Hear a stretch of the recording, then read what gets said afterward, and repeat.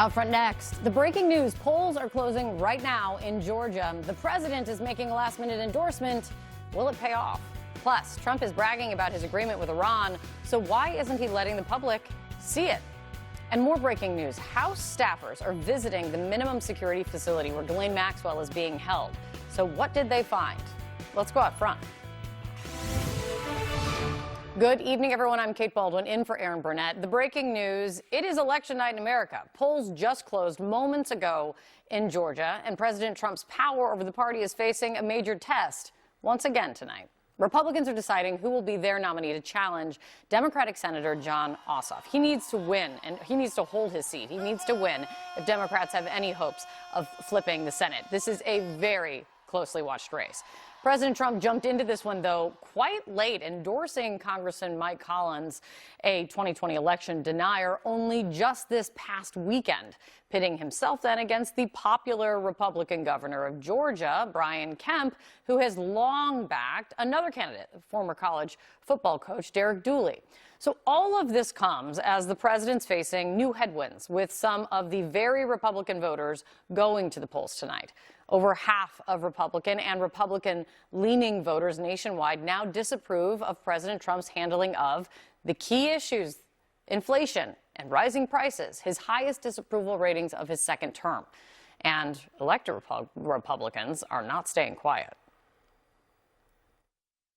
When I talk to folks at home, they say, our prices are too high. We need some relief. It's not good. There's no way to sugarcoat this. They're up at the fastest rate since the Biden administration. So again, not good news here. It's pretty hard to take from a billionaire president when he says he loves inflation brought on the American people because of a war that he decided to pursue.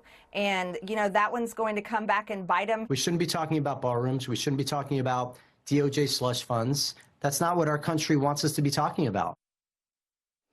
Also in Georgia tonight, Republicans are deciding who they want as their nominee in the governor's race. Both Trump and the outgoing governor, Brian Kemp, have endorsed Lieutenant Governor Burt Jones to face the former Atlanta mayor, Keisha Lance Bottoms, in November. Mayor Bottoms will join us here in a moment with her take on all of what's happening tonight.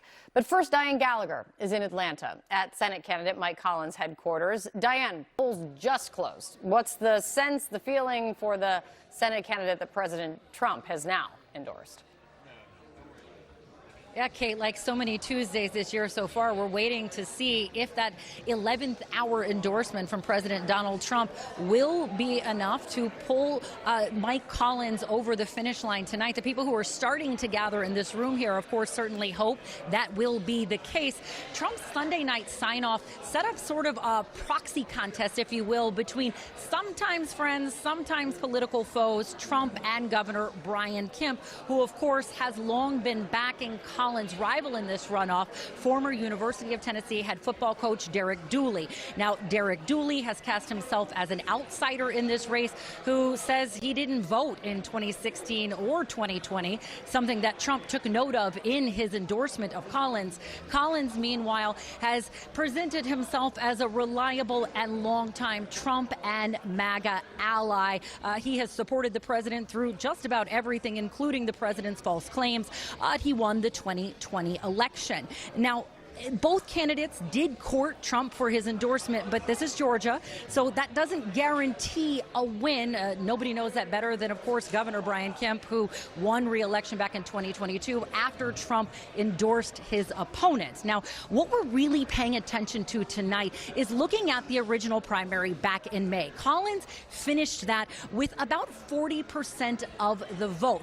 Dooley behind him with 30% of the vote. But what I'm going to be looking at are the returns from the rural southeastern part of the state, because that's where Representative Buddy Carter finished strongest. He came in third in that May primary, and those are going to be where those votes potentially are there to, of course, change and see if there's any impact that Trump's potential endorsement may have had on those voters here at the last minute.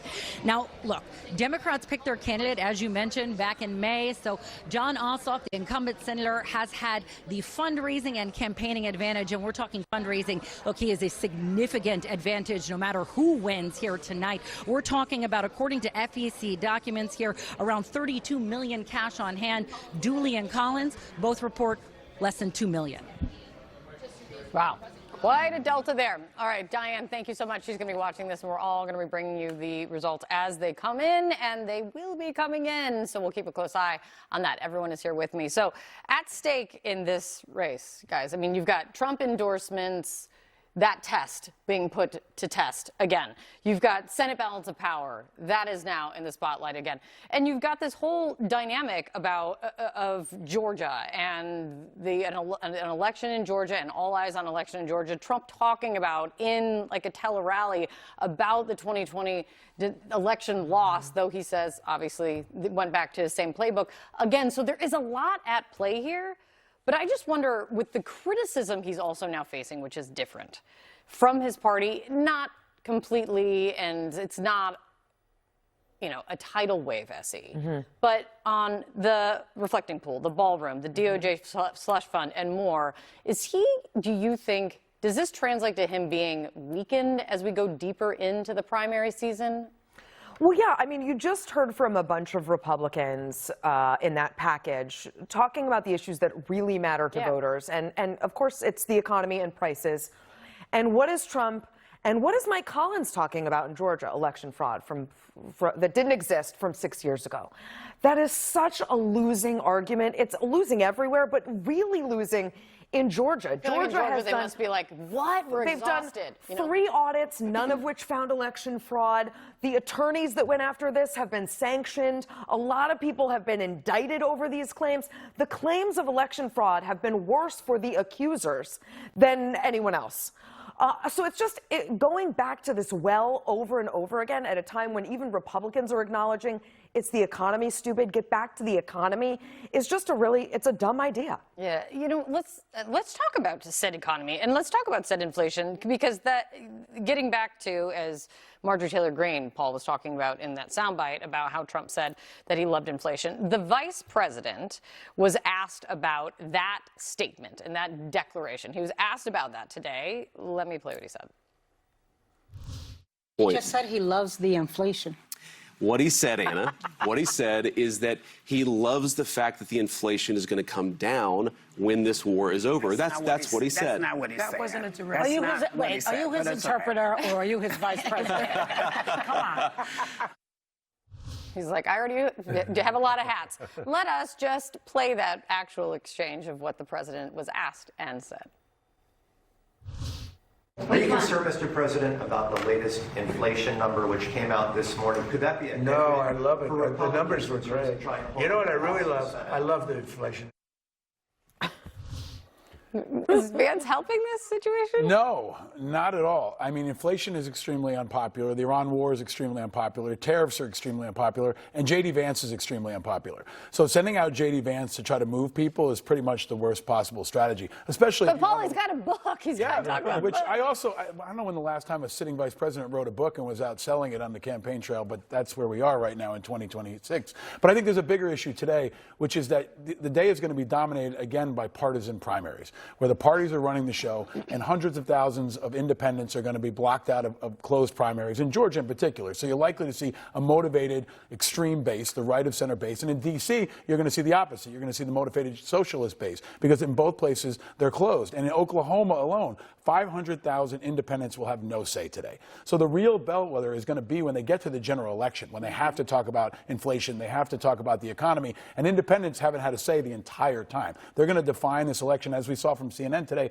They're also at the highest numbers we've seen in a decade. 47% of this country is now independent, and they're not buying a lot of what Trump's pushing right now. I want to ask you guys about kind of what that means with this explosion in growth of people who identify as independent. But Jamal, what do you think first of just the vice president going on The View, having this conversation, and I don't know, his demeanor and that exchange of like him translating for the president on that statement? Because Kamala Harris had a bit of a rough go with The View. I have no experience with a vice president having to go out and clean up things. The president had to say earlier in the day. None whatsoever. That's never happened before. And look, this is kind of the job of the vice president, to try to help out the president on one of these things.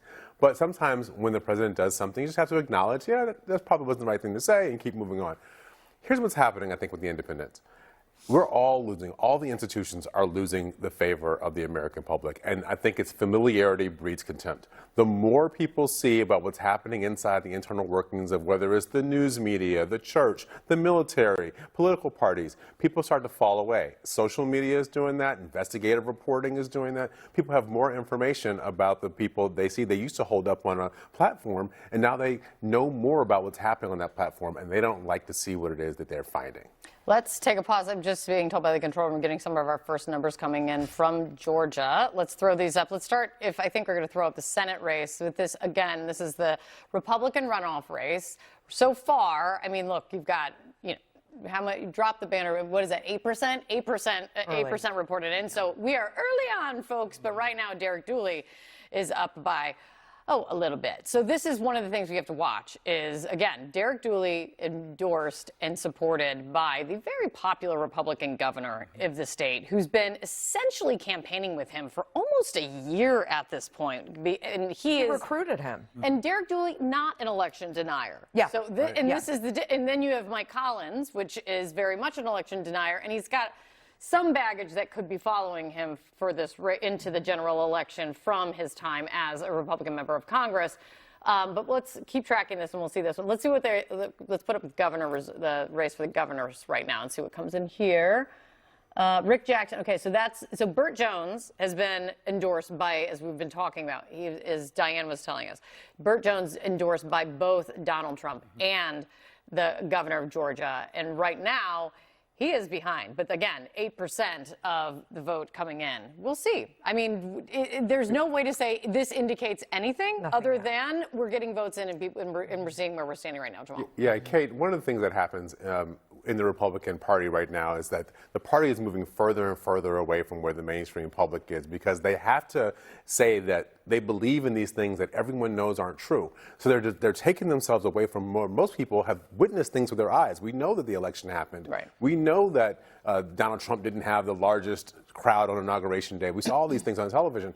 So people know that. So it means you can win a Republican primary, but it's hard for everybody else. Donald Trump looks authentic because they know that he's kind of like a wacky dude and he says stuff that people don't believe in. But everyone else looks craven. Everyone else looks like they're folding to the emperor and won't tell him he's not wearing clothes, instead of the guy who's in charge who's like, listen, I'm just running the show. I'm the circus master and everybody else is dancing. Yeah. This gets to that independent question, though. Yeah, right? This kind of gets to this entire thing. Well, and I think you have to include, you're absolutely right, and there's no bigger, Republican critic than this former Republican, but I think the reason so many people are moving to the independent or the center is because they're also disaffected with the Democratic Party as well, because Democrats looked them in the faces and lied to them in 2024. They said, crime is down. You are safe in your cities. Our cities are great, defending the status quo. There's no migrant crisis. Immigration is not bothering you. And if it is, you're racist. And the economy, it's strong as hell. What do you mean economic grievance? That must be code for something else. That was awful as well. And you never tell voters that they're wrong about how they feel. Yeah. Republicans, I think, are making similar mistakes now by Trump just completely ignoring the issues that his own voters are telling him are important to them.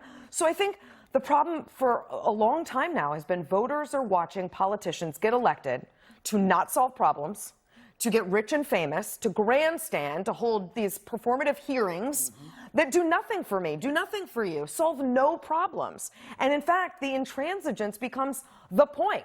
What bills can you stop? Who can you block? Yeah. That's not inspiring to voters. They hate all of it. They're leaving. They want opting out. Most independents are none of the above. But do you think it's going to bring about change? You still have a primary system that is the primary. Bad change. And that's actually really important because the primaries are the problem right now. Right. You're going to have low turnout. You're going to have generally the extreme wing of the right and of the left. They have it in the summer after everybody's already gone. The schools are closed, but they continue to use public funds for private elections. And this needs to be changed. When you have truly open primaries, then everybody has a vote. On the left, the same thing is happening in D.C., where 1/5 of D.C. voters are independent, and they actually passed a referendum. 75% of people in D.C. wanted an open primary, but the Democrat-controlled city council blocked it. They went against the will of the people, and right now you won't have an open primary. So the future is open, and the future is independent. You also you have to be careful, though, because independent is also broad. Independent doesn't necessarily mean moderate. Or it middle. just means I don't like it. But it does, right? it does mean no to the GOP and no to the DNC. Which See? Well, what it and means is- especially with young people, 60% of young people are saying none of the above. The future is independent. No matter how hard they work, they're still only 27, 26%. But it doesn't I think what mean they're the saying middle. is no to the label of Democrat or Republican. Yeah. Because we do see they tend to vote one way or the other. They just don't want to. But usually because they only have one or two options. So on When one they have of the more options, they vote with I don't independents. know. We don't have that many independents in Congress that would argue against But that. look at right now how Seth Bodnar is doing in Montana. When they have an option for an independent, he's doing well. He's competing with a Republican, and the Democrats are the spoiler. You're going to see that in South Sometimes. Dakota, Montana. Sometimes. But more and more. But when people in the middle or people who are not identifying with either party, when they opt out, we get more polarization, not less. But that's the But problem. they're also being driven out. Like today, hundreds of thousands of them can't vote.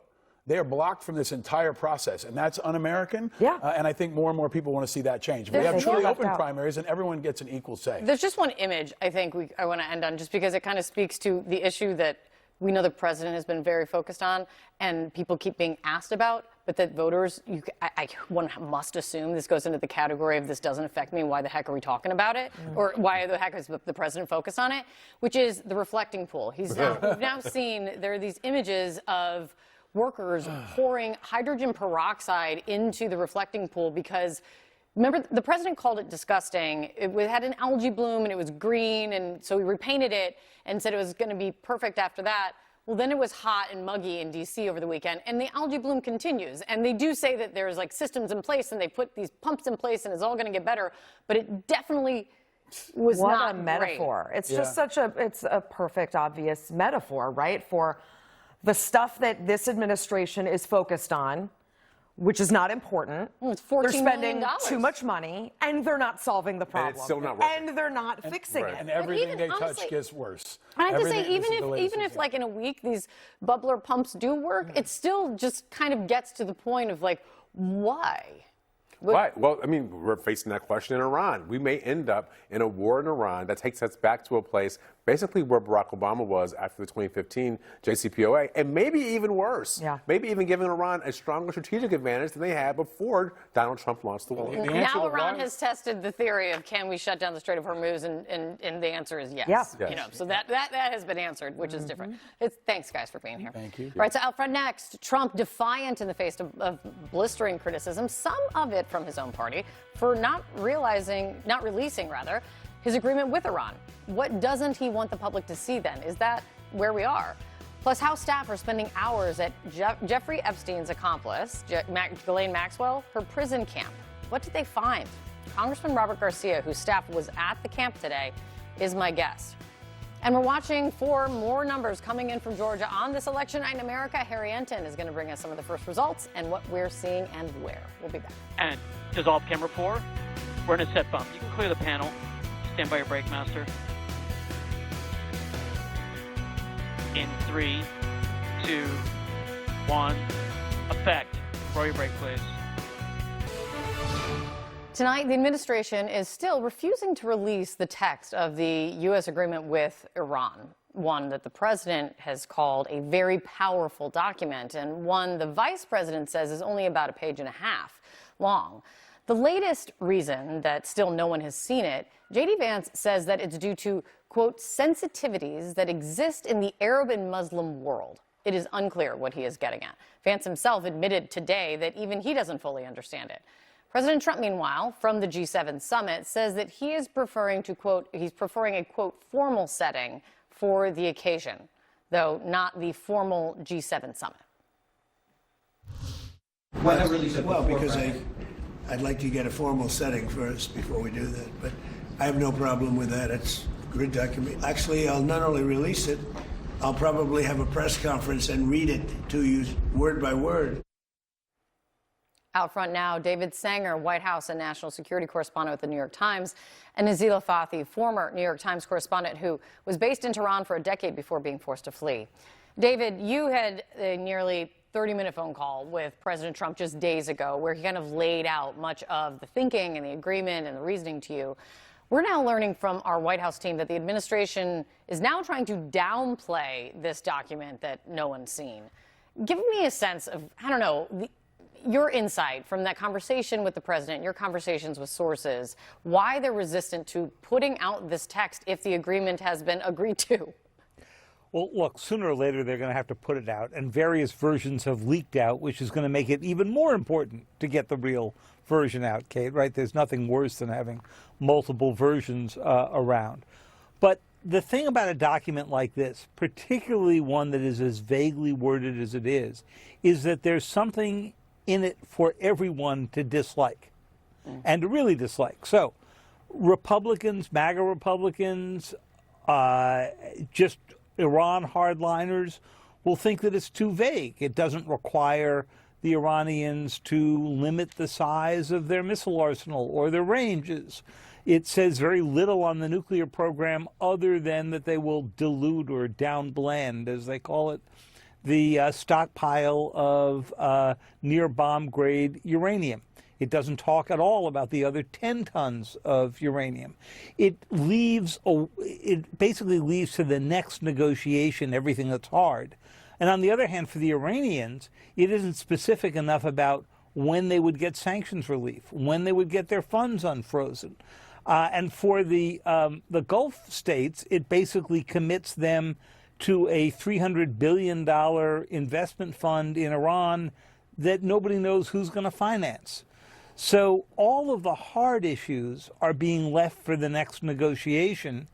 And the president said today, oh, I don't think that one's going to be that difficult. He said the same thing to me. I actually think that's going to be a lot harder than this one was. Yeah, I think that's yes, I believe that it's going to be much harder. I don't think I'm sticking my neck out there, Kate, you know? I don't think so on that one. Nazila, to one of the points that David was making, the president earlier today seemed to back away from some of the firm statements that he has made going to war, which was that he wanted to take control and, in some variation, talking about removing Iran's highly enriched uranium. Let me play what he said today. You could make the case, why are you even bothering? Because it's not really valuable. It's, it's probably $500,000 worth. It's not very valuable stuff. But I think psychologically we're one together. The vibe he's kind of giving is like, this isn't a big deal. But I mean, like, how critical is this one to the Iranian side? What are you hearing from your sources just about this issue? I'm hearing that this is really the red line for Iranians inside the country.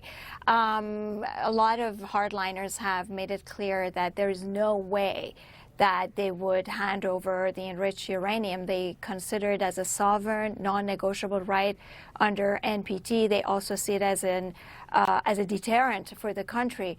And on the other hand, Iranian officials have openly said that they believe that enriched uranium is deeply buried underground and digging it out is going to be complicated. So my sense is that perhaps President Trump is distancing himself from the importance of the enriched uranium because he's realizing that realistically it will be very hard to dig it up, and the topic might be too explosive inside Iran. Hey, Kate, can I just make a quick point on this? I thought it was interesting the president said, well, it's not very valuable, it's $500,000. The importance of the most enriched uranium, this half ton of 60% enriched, is not its value. It's the speed with which it could be re-enriched or improved to make 10 to 12 nuclear weapons. And that's why there was a concern about it before it was bombed a year ago. And that's the argument the president made in February for starting the war, that we needed to get this stuff out. So if it's not so important now, well, what was the imminent threat that he was dealing with prior to the war? And that's, I think, the question he's trying to get at. Now, he made an argument to me that, look, I'm not in a big rush on this because the Iranians can't get at it. And he's right, they can't, which raises the question, why did the war start? Yeah, but saying now that it's not a big deal, or trying to say it's about value in the kind of monetary sense, is like missing the point. And a little bit, I don't know if this is also kind of a missing the point or a distraction as well, Nazila, but the president also is saying that the United States isn't going to put any money into this $300 billion reconstruction fund for Iran that David had mentioned earlier. It's kind of a little bit of like, regardless of where the money comes from, How crucial is it that Iran have this as part of the agreement? You know, Kate, I think Iranians were willing to even further choke the economy of the Gulf countries and the financial markets by keeping the strait closed in order to get this financial relief, because their survival depends on it. Iran's economy is in a terrible shape. The president has said repeatedly that this was not just a military war, it was also an economic war. And, you know, there are new leaders who are running the country, and they have to establish their legitimacy. They can't do it without stabilizing the economy. So getting financial relief and compensation to rebuild the infrastructure that was destroyed during the war has been, again, another non-negotiable part of this agreement. Yeah, and let's see what is first in this agreement, when we will see it. David Sanger, you're likely to be the first to see it, buddy. You can bring it right to me. I appreciate it. Thank you both very, very much. Out front for us next, inside Ghislaine Maxwell's prison camp, the top Democrat on the House Oversight Committee, Robert Garcia, is now telling out front his staffers they just toured the facility. He's going to join us next. Tell us what they've seen and heard and found out.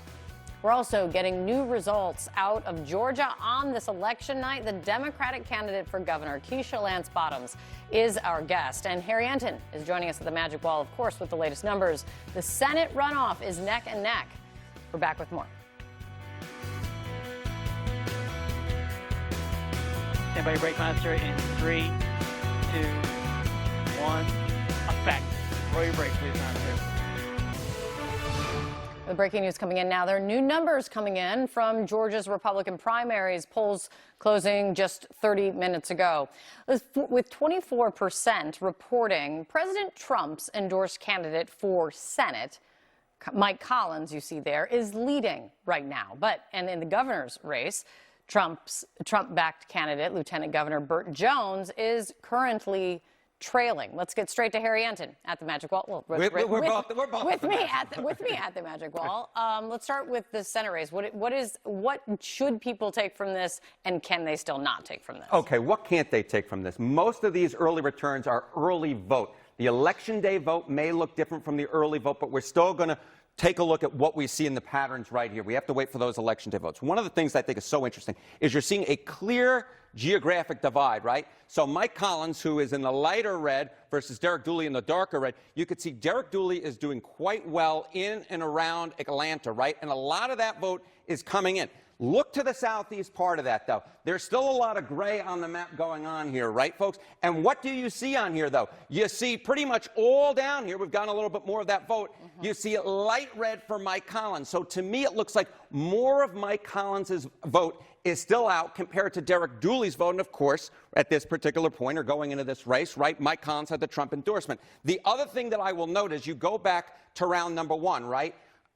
Mike Collins got more votes than Derek Dooley did in round number 1. Again, this is a runoff because Correct. they were the top two candidates in the first round of voting. Correct. Exactly right. There was a third candidate, Buddy Carter. And Buddy Carter did very well down right here in southeast Georgia, right around Savannah. What does that look like right now, however, when you look at the results? You see that we're seeing a lot more of that Mike Collins red that's going on here right now. So it seems to me that Mike Collins is pulling in many of those Carter That voters. means Mike Collins has some room to run then if he's pulling in more of the Buddy Carter vote. Exactly right. He has room to run at this point. So Mike Collins ahead. I think he'll maintain ahead, but of course we'll just have to wait and see. And this, again, is a bit of a battle of the big-name Republicans. President Trump has endorsed late Mike Collins, and the very popular Republican governor of the state, Brian Kemp, has been endorsed and been campaigning with Derek Dooley for months and months and months now. So this is one of the kind of storylines that we have to watch all throughout this. Let's talk about the governor's race. Yeah, let's talk about Shall we? Let's talk about absolutely. Let's go to the governor's race.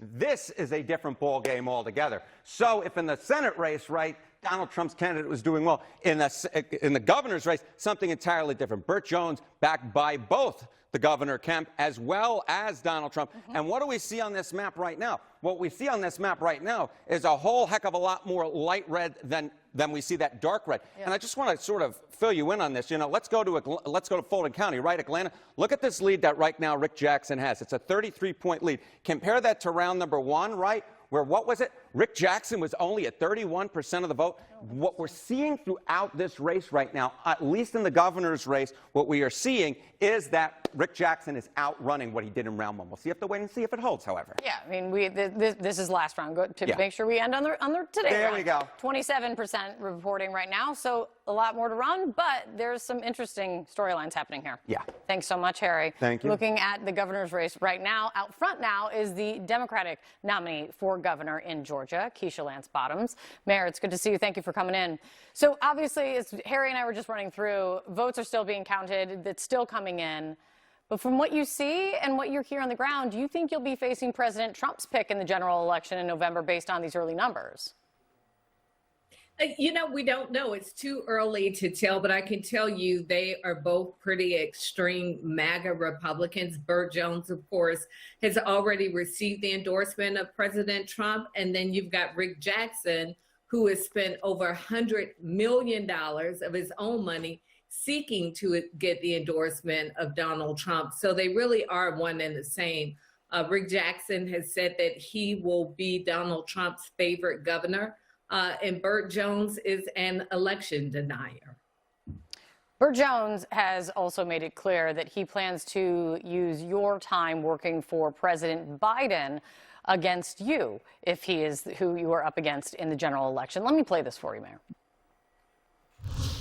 She did a terrible job while she was mayor. She went to the Biden administration after electing not to run for re-election as mayor, and I don't think she got any good training from the Biden administration while she was there. Do you worry that your ties to the Biden administration, to President Biden, could hurt you with Georgia voters?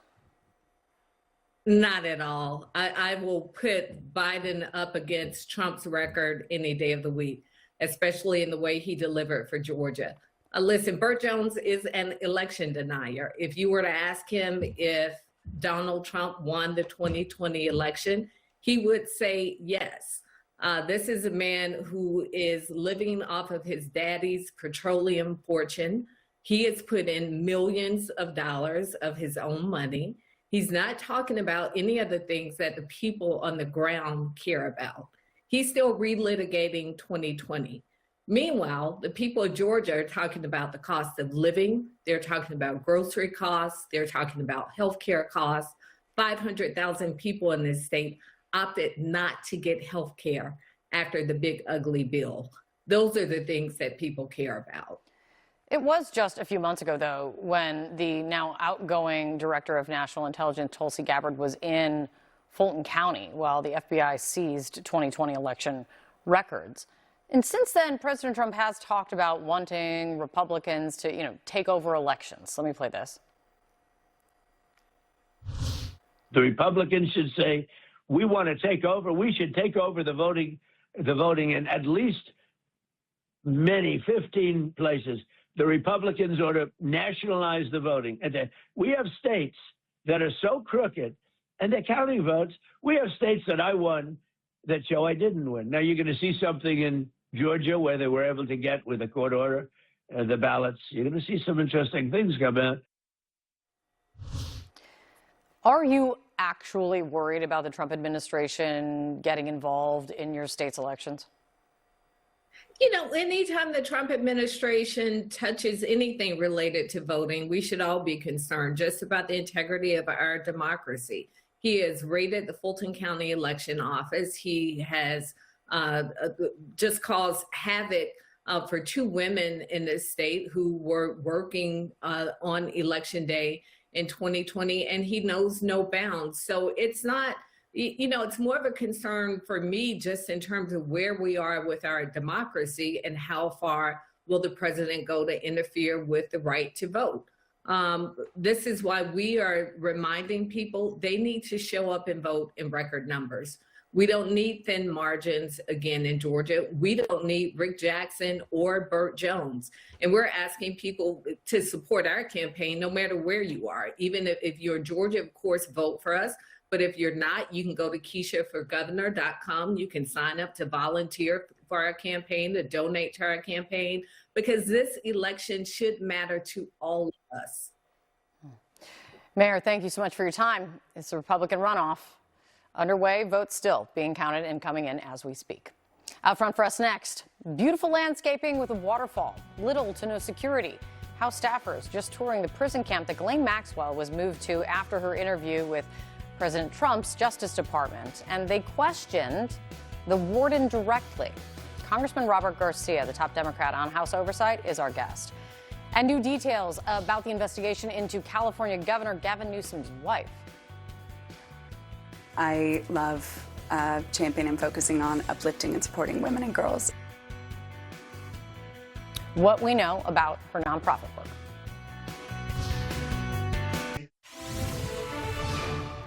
Breaking news, Democratic House staffers just wrapped a visit at the minimum security prison camp where Jeffrey Epstein's girlfriend and accomplice, Ghislaine Maxwell, is currently being held. Maxwell, who's serving a 20-year sentence for, quote, conspiring with Jeffrey Epstein to sexually abuse minors, was transferred to the facility after sitting down for an interview with the then Deputy Attorney General Todd Blanche. President Trump has, of course, now nominated Blanche to be the next Attorney General. Out front now is Democratic Congressman Robert Garcia, the top Democrat on the House Oversight Committee. Congressman, thanks for your time. Tell us what your staff did at the facility today, what they found. Well, we had team members here today from both the Oversight and the Judiciary Committees, and I've been briefed by our entire team. I mean, really stunning what they have learned. One, to be very clear, this facility is being described as a community college. Trees, there's fountains. It's relaxed. People are walking around. They said it looks like a pristine park-like community college setting. This is the least of the entire Bureau of Prison system. This facility is essentially the least restrictive for movement. It is a minimum security facility, what Ghislaine Maxwell is at. And perhaps something that we didn't know before that might be the most interesting and damning at the same time is we asked the warden today about Ghislaine Maxwell being a essentially sexual predator, being a sex offender. He mentioned to us that she is the only of the 600 plus women that are there. She is the only convicted sex offender at that facility. And he could not answer and does not know why she was actually moved there. So the warden, no idea why she's there, and the team there admitted that she's the only convicted sexual offender there. That is outrageous. This is a cover-up, and Todd Blanche should explain who directed the move and why she's in this facility. So on the facility, we spoke with a former employee at that prison, Noella Turnage, and she says that she was fired for sharing Ghislaine Maxwell's emails. She talked about that prison warden specifically, saying that they personally handled Maxwell's mail, just as one example. Let me play this for you. There was also the warden's personal handling of her mail, which may not sound like a big deal to some people, but the other inmates in that prison, Aaron, they have a hard time getting out their regular mail, much less anything needed for court filings and things such as that. So for them to go out of the way to make sure that Maxwell had that opportunity was pretty disgusting to me. Your staff, again, spoke to the warden. How did she seem? How did she respond? What did she say?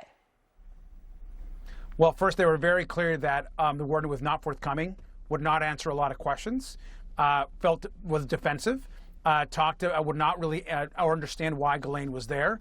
And I think it's really interesting that no one in that facility, not a single person, could actually explain to us why Ghislaine Maxwell is the only sex offender that's been convicted in that actual facility. What they did describe was park-like conditions, conditions that allowed folks to walk around. And so we've yet to understand why she was actually moved there and why the warden, who won't answer questions as to why, whether it's questions about the mail, whether it's questions about the facility, whether it's questions about why Ghislaine Maxwell was there. None of that was provided. And of course, they're not providing access to Ghislaine Maxwell either. And so, but uniformly, by the way, all the staff came back with the same conclusion, which is that this is a park-like campus and Ghislaine Maxwell should not be there. So I want to read in response to CNN's exclusive reporting on other Bryan prison inmates saying that they were punished for speaking out. A Bureau of Prisons spokesperson said this in part. The Bureau of Prisons is committed to maintaining the highest standards of integrity, impartiality, and professionalism in the operation of its facilities. They went on to say that the Bureau of Prisons staff are prohibited from, quote, providing preferential treatment to any inmate. But the mystery does remain. Who transferred Ghislaine Maxwell to this minimum security facility? Did you find anything out?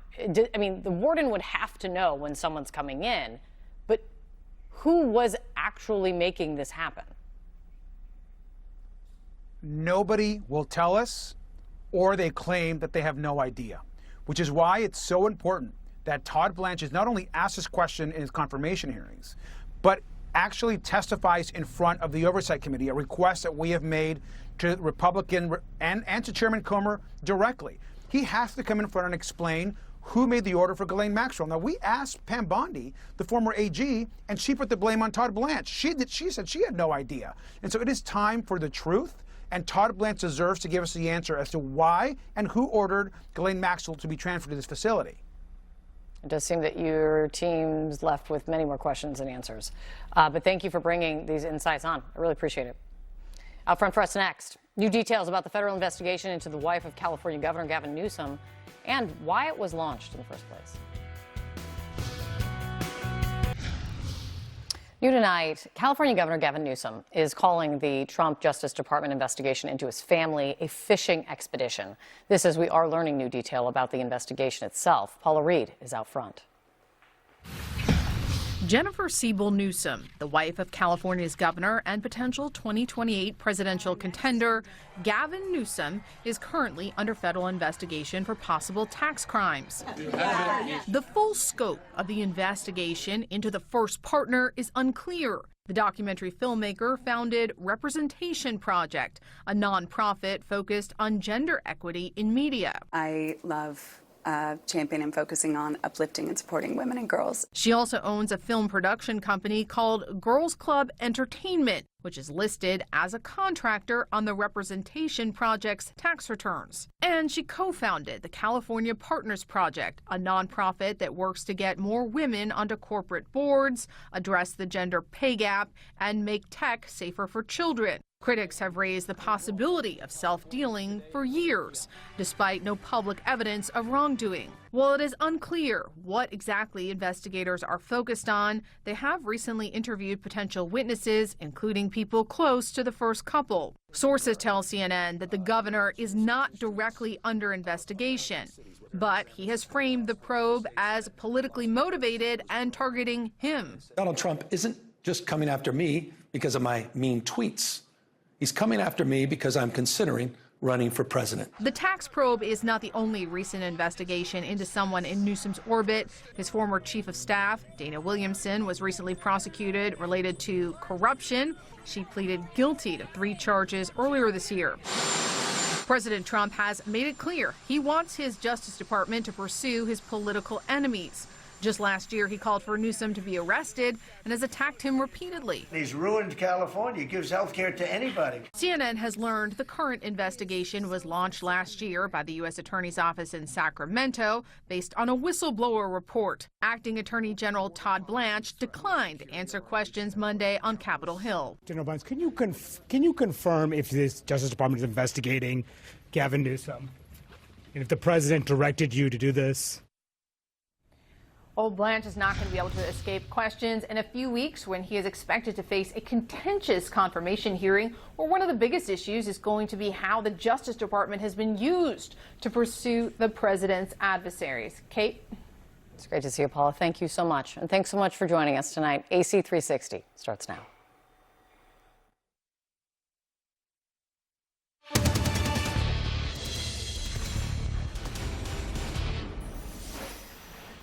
It is primary night in America once again. And again, Donald Trump figures highly in it. Races and runoffs tonight in California, Oklahoma, Alabama, and D.C. and Georgia, where Republicans are picking a challenger to Democratic Senator Jon Ossoff. Now, the president has endorsed Congressman Mike Collins. Georgia's Governor Brian Kemp backs former college football coach Derek Dooley. Polls closed an hour ago, and the race is still too early to call. The governor and president, though, have both endorsed Lieutenant Governor Burt Jones to challenge Atlanta's former Democratic mayor, Keisha Lance Bottoms, for the governor's job. He's trailing opponent Rick Jackson with about 40% of the ballots counted. CNN's Diane Gallagher is at Mike Collins' headquarters in Jackson, Georgia, and Harry Enton is at the Magic Wall for us. And I want to start with Diane Gallagher. What's the latest on the ground?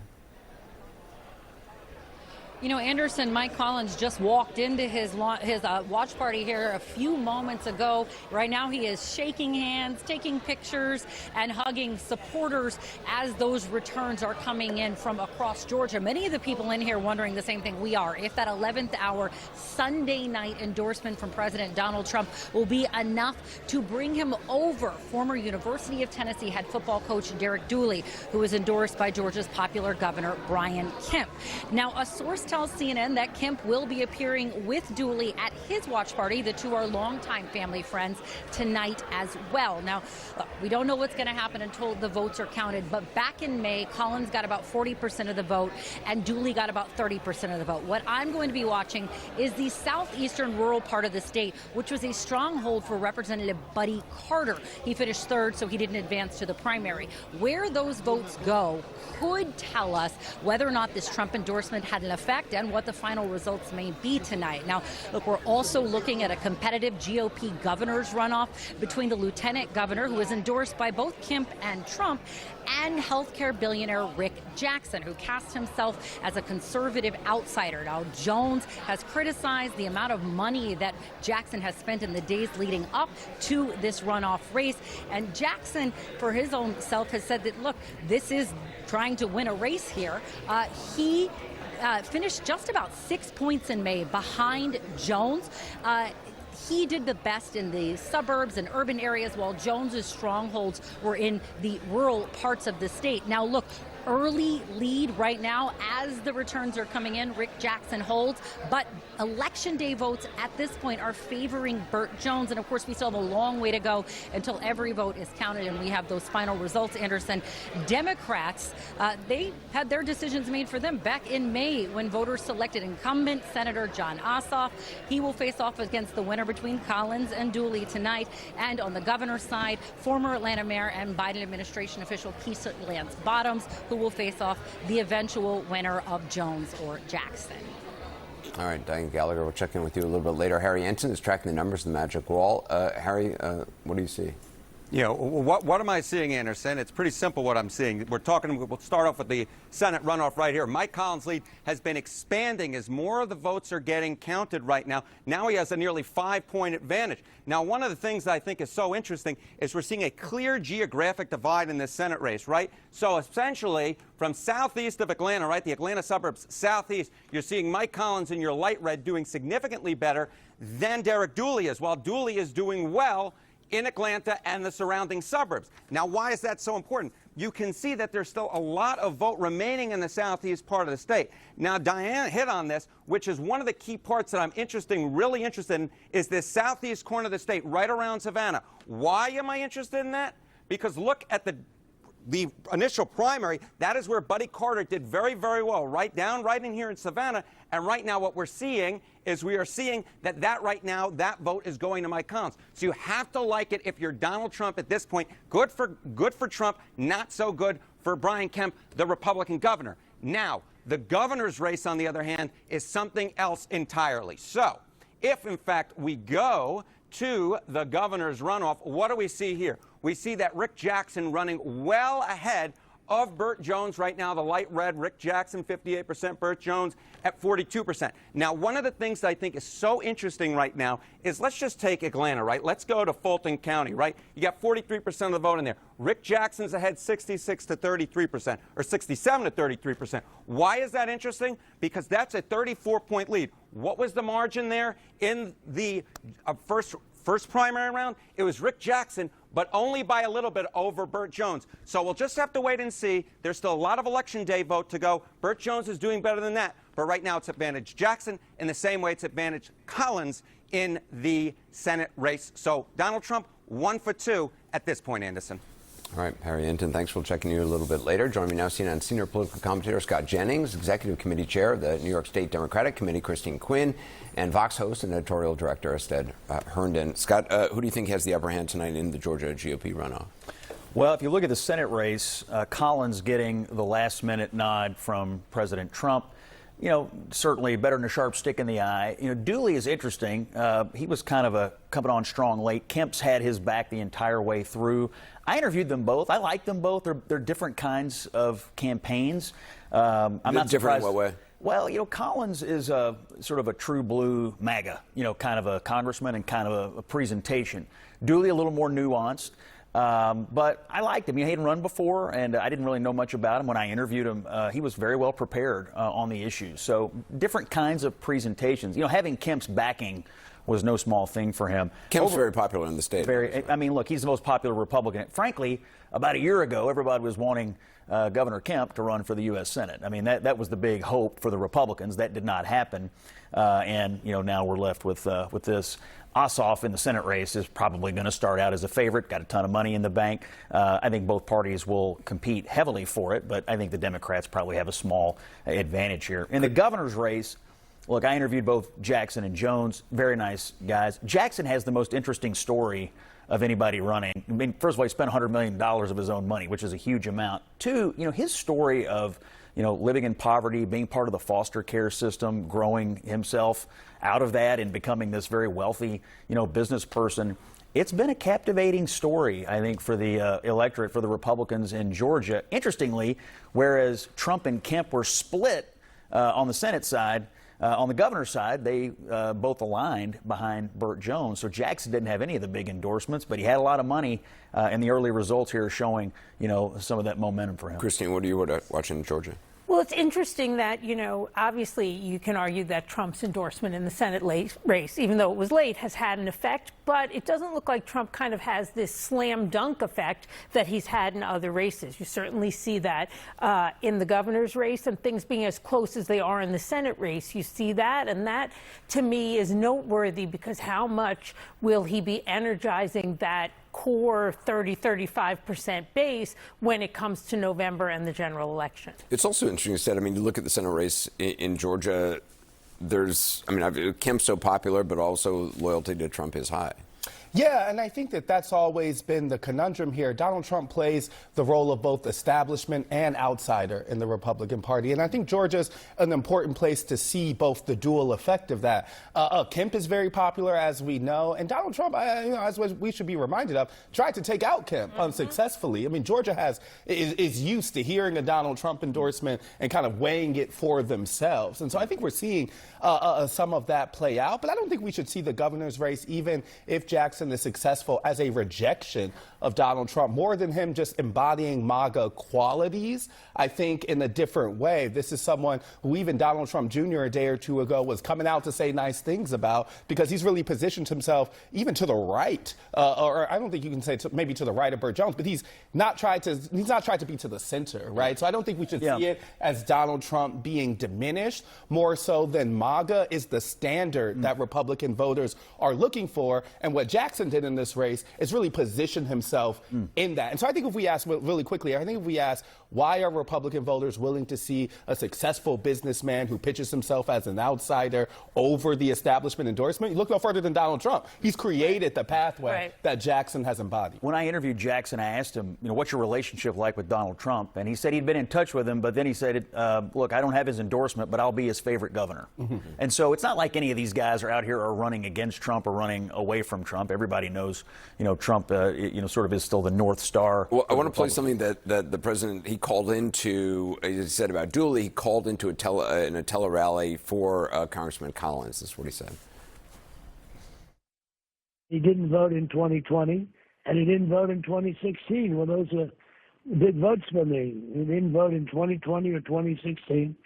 And he said what lost Georgia, that he said that when We had all the proof and all the evidence and everything we have right now, and it's coming out on a daily basis. He said he didn't think I won the election in 2020, and I won it by a lot.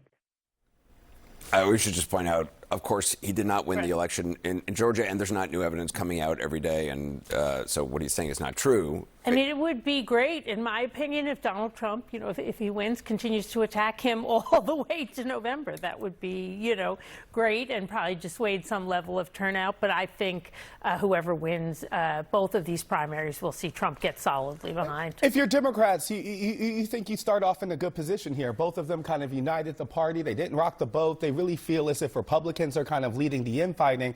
But I also think they shouldn't overcorrect on that front. There's kind of structural advantages. Even Harry pointed out in Atlanta and Atlanta suburbs to a certain type of Republican that the Brian Kemp style voter who softened on Trump, but still necessarily isn't a liberal, right? And so I think we should see that in terms of the context of the reason why Georgia will be close come November. But in these kind of primary questions, Donald Trump's power over the scope of the last several months has been proven really clearly in the Republican Party. So I don't think we should overcorrect from this result in Georgia. If anything, I think it just shows how Donald Trump in office, particularly the second time, has a little more of an establishment feel. And so there are a version of voters who say, okay, I hear you, President, but I'm going to go with who I think projects MAGA even more than what the kind of a lead or establishment or top of the Republican Party is telling me. The one thing about the governor's race, Kemp is popular for a reason. They think he has been a really good governor. It's not sort of a vibe with him. They love what Brian Kemp has done in Georgia. So to the extent that the Republicans here run on the Kemp record and say, well, if you like what Brian Kemp has done, we're going to keep that kind of governance going, that'll be a powerful message, independent of the other forces going on in our politics. Federal races and governor's races are sometimes different issues. People want different things out of that. And, Brian Kemp has been one of the most popular governors that state has ever had because they like his decision making. They've got a good economy down there. People are flooding into Georgia. I mean, it's been a good state under Kemp. So if I were running the campaign in the fall for the Republicans, I want more of Kemp, because the voters have responded to that. We're going to return to the primary reporting a bit later in the program. Coming up next, though, the administration continues to sell the agreement with Iran, which no one beyond the White House has seen, even as more details emerge on the doubts that top officials have surrounding it. And later, a new weapon in the war against recurring algae in the reflecting pool. Pool guys were seen dumping jugs of hydrogen peroxide into it after millions spent on a no-bid contract and a new liner and a whole lot of blue paint has not yet made the green algae go away. What the White House is saying about when things will clear up ahead. We'll be right back.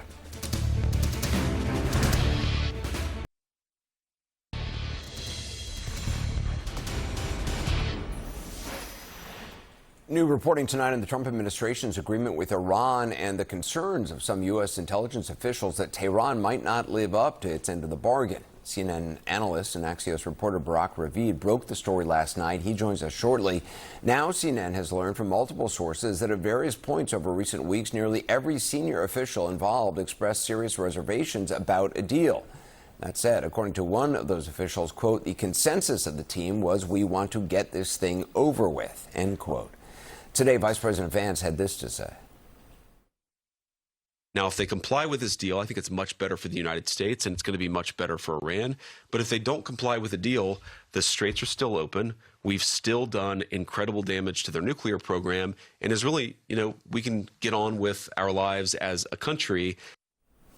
The White House said today, quote, the president will only agree to a good deal for the American people. The catch is few have seen the preliminary agreement, not even the Senate's top Republican and Democrat. I certainly have not yet, although we are requesting that, and I assume we will at some point hear from the administration with greater specificity about what's in that memorandum. We're all hearing in generalities what's being reported. First, I'm calling on Trump to hold a Gang of Eight meeting on what is in this so-called deal. That, of course, is classified. Second, I'm calling on Trump to brief the whole Congress. All senators deserve answers. And third, I'm calling on Trump to immediately tell the American people on whatever is in his so-called deal. He needs to stop keeping America in the dark. Well, yesterday, you'll remember the president said the document won't be made public till after Friday's ceremonial signing in Geneva. Today, at the G7 summit, he was asked why not sooner. Why not release it Well, before because Friday? I'd like to get a formal setting first before we do that. But I have no problem with that. It's grid document. Actually, I'll not only release it, I'll probably have a press conference and read it to you word by word. Well, the president also praised Iran's leadership while downplaying one of his initial war aims, which was regime change. Now, you talk about regime change. I never cared about regime change. It's never a part, but I guess you have regime change because you know better than anybody. The first group, they're all dead. The second group, they're dead. A part of the third group is gone. And we're dealing with people that I think are very rational people. I mean, they were nice to deal with. They were strong people, smart people. I think actually they're smarter than the first and second group. But they're not radicalized, and they're, looking to help their country. So, again, I don't believe the regime change. I've watched regime changes for years. They never work. The president claiming that the people the U.S. is dealing with, the Iranian leadership, are looking to help their country. Keeping him honest whether or not regime change works, the president's suggestion that he never cared about it is belied by what he said at the start of the war. Finally, to the great, proud people of Iran, I say tonight that the hour of your freedom is at hand. Stay sheltered. Don't leave your home. It's very dangerous outside. Bombs will be dropping everywhere. When we are finished, take over your government. It will be yours to take. This will be probably your only chance for generations. Well, joining us now is Barak Ravid with new reporting on the money Iran could receive under the Memorandum of Understanding before even making a single concession in further talks. Barak, so maritime intelligence company Tanker Tracker says that Iran has successfully exported its first crude oil shipments in 2 months. According to your reporting, this Memorandum of Understanding is expected to allow Iran to sell oil freely over the next 60 days. Can you just put that in perspective? How big a lifeline is that for the Iranian regime right now? Well, it's definitely going to generate a lot of revenue for the Iranians, especially that those negotiations are not going to end in 60 days. This is a highly technical, complicated deal on Iran's nuclear program. The deal itself says that those 60 days can be extendable by mutual agreement. I predict that it will at least be extended at least once, maybe several times, which means that the Iranians will be able to sell oil for a long, long time. And at least, according to what I hear from U.S. officials, those sanction waivers that the Iranians will get to sell oil will take place, will be issued immediately after the agreement is signed on Friday. Several U.S. officials have said publicly, including Vice President Vance and others, that this will be a pay-for-performance deal.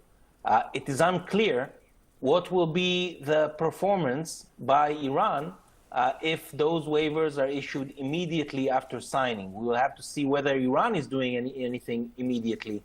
If not, I think it will raise a lot of questions about the claims by the Trump administration that this is a pay-for-performance agreement. As I mentioned, you reported on doubts by the U.S. intelligence community that Iran intends to make the kind of concessions on its nuclear program that the U.S. wants. The reporting you had was extraordinary. CNN reported today that according to sources familiar with the findings, Iran can effectively shut down access to the Strait of Hormuz at will. How much skepticism are you hearing there is inside the Trump administration, or has there been among some top officials, that a nuclear deal or any deal is going to be good for the United States?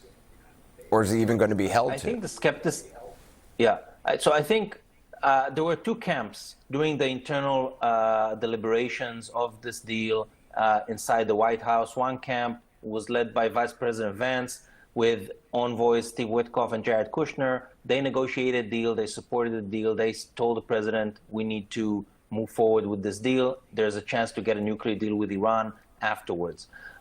The second camp, there was Secretary of State Rubio, Secretary of Defense Hegseth, and CIA Director Ratcliffe, was very skeptical, not about this current deal, but about the possibility that Iran will indeed make the nuclear concessions that the U.S. wants it to make in a final deal.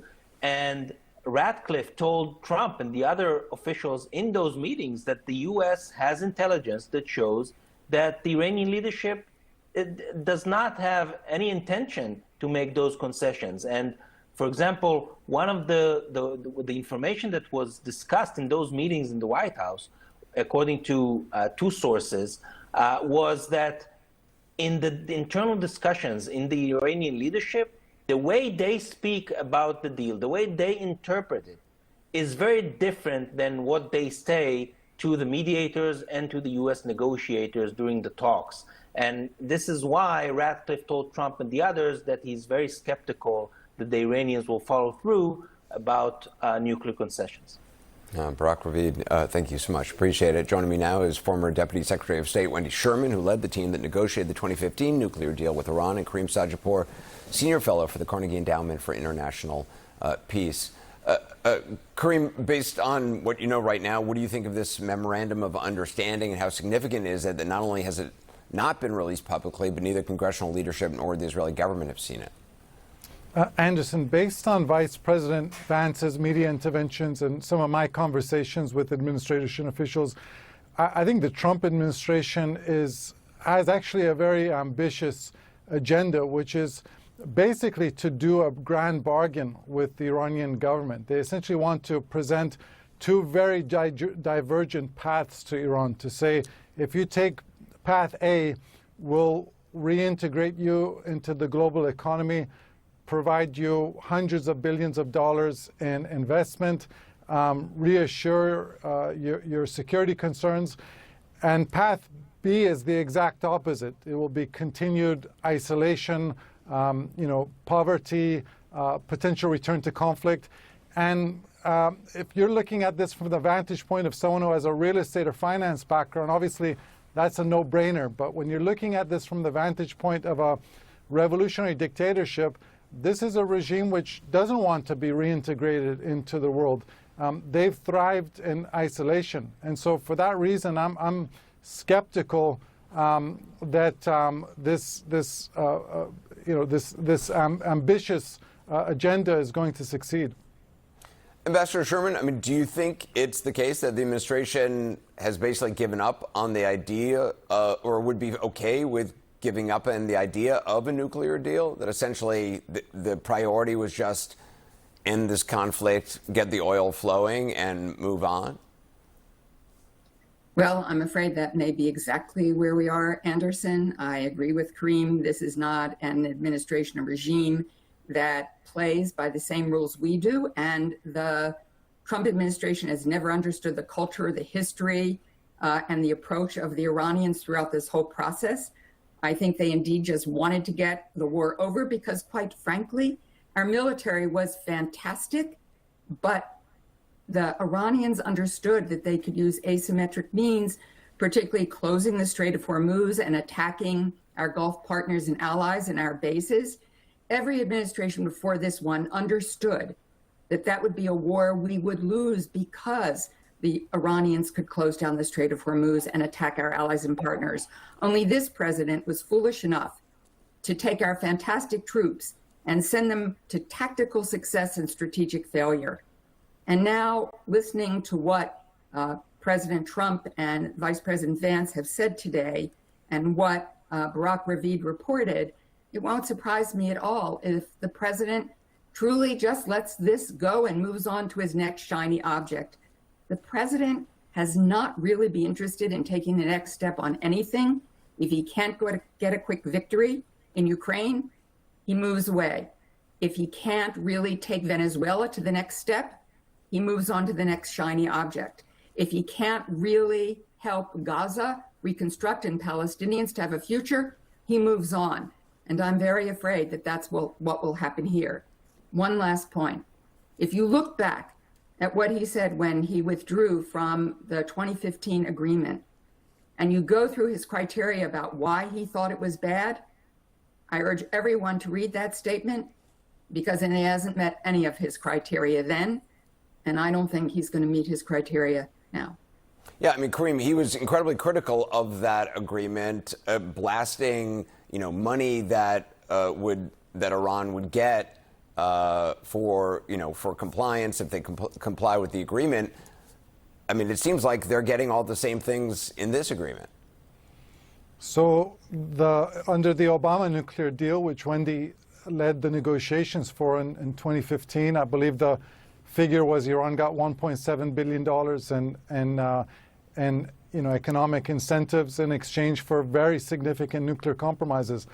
The numbers we're talking now, Anderson, are in the tens, if not the hundreds of billions of dollars. And if you remember President Trump's speech on the night of the war, February 28th, he laid out some very specific objectives to further obliterate Iran's nuclear program, to raise its missiles down to the ground, to defang its regional proxies, and potentially even unseat the regime. Unfortunately, none of those objectives have been achieved, and they weren't successful in bombing Iran into change. And I think now the idea is let's try to bribe them into change. But again, that hasn't worked, and persuading revolutionary dictatorships to do things that would be inimical to their own survival. Kareem Sajapur, Ambassador Sherman, thank you. Coming up next, how much you are paying for a ballroom the president said would not cost taxpayers a dime, something that new reporting reveals officials had reason to know was untrue when they said that. Also, that reflecting pool, which cost taxpayers a no-bid inflated $14 million to make blue, is still not blue, and crews are now knee-deep in green algae, and the administration is scrambling to explain and pouring in buckets of hydrogen peroxide.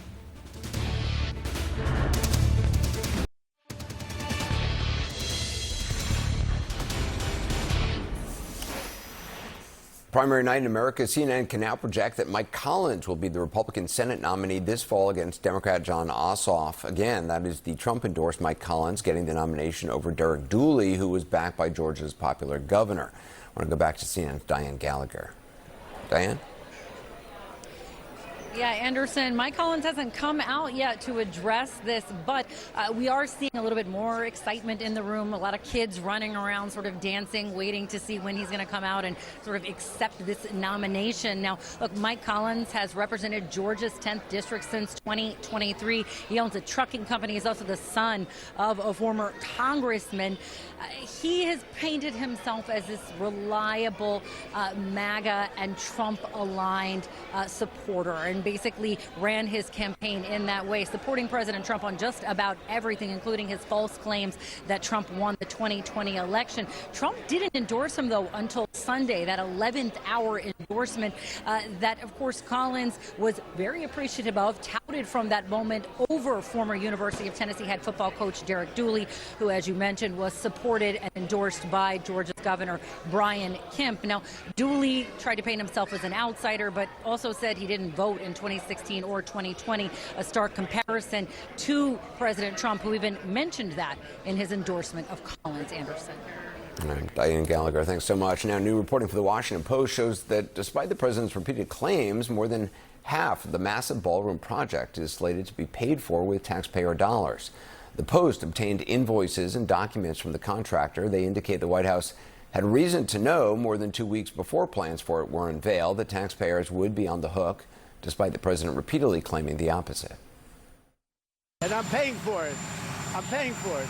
The country is not. We're donating a $400 million ballroom. Myself and donors are giving them free of charge for nothing. We did this no charge to the taxpayer whatsoever. Rich people and people are putting up the money, zero taxpayer dollars. We didn't ask for any tax money. We have no tax. This is taxpayer free. We have no taxpayer putting up 10 cents. We're putting up $400 million to do the ballroom section of the ballroom. We are putting that up privately.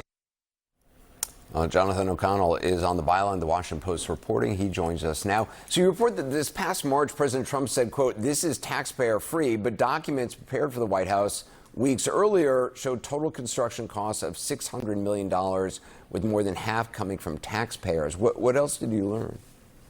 Really, that the whole time the president has been talking about this, and repeatedly, as you point out here, talking about how taxpayers would not have to pay any money for this, that the White House not only knew that the taxpayers were going to have to pay for part of it, but already were making payments using taxpayer funds for portions of it.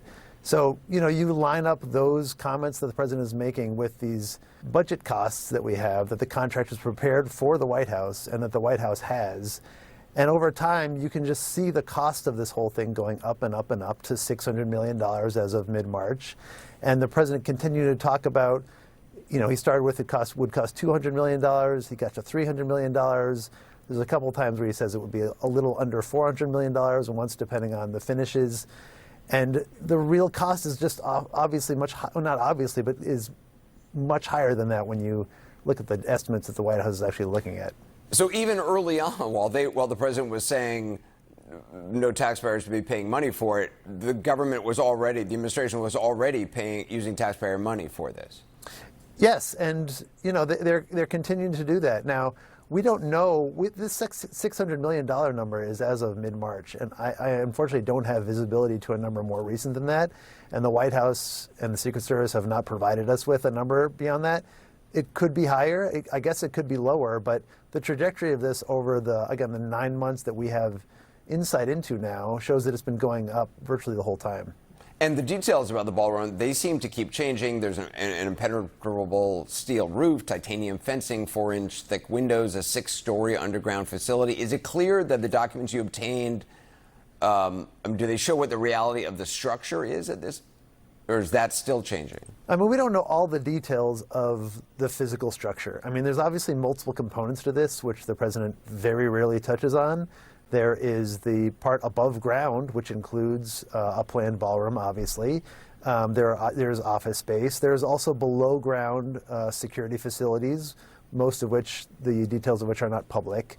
But this entire structure is often described by the president as just a new ballroom or a brand new ballroom and something that private donors will pay for.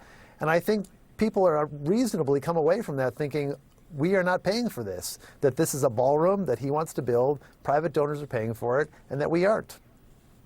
How does the White House explain the rising costs and the taxpayer funds now being used to construct this? They have focused, especially recently and since the attempted attack at the Correspondents' Dinner, to talk about the East Wing rebuild as like a national security priority.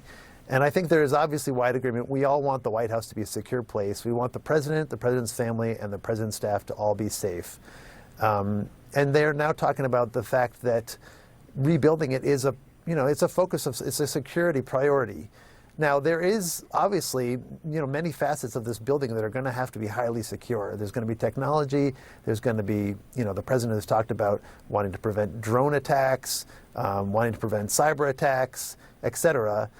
But we don't have a specific breakdown of what all the costs would go toward. But they're talking about it more and more in terms of a security priority for the country instead of just wanting to have a nice new ballroom where they can host, parties or foreign leaders, that sort of thing. Yeah. Jonathan O'Connell, great reporting as always. Thank you. Hey, thank you. Coming up next, back to the primaries with Harry Ensign, breaking down what the numbers just now coming in are telling us. Also, visitors to Washington's Reflecting Pool today saw crews dumping jug after jug, gallon jugs of hydrogen peroxide into the water, trying to kill the still present algae. The administration saying it'll all clear up soon thanks to the taxpayer dollars they spent on a no-bid basis. What a CNN lab analysis of the water actually says. And later, details of the alleged terror plot targeting the White House UFC fights, the manhunt for alleged plotters still at large, and whether FBI Director Kash Patel going public with it all could be making that search harder.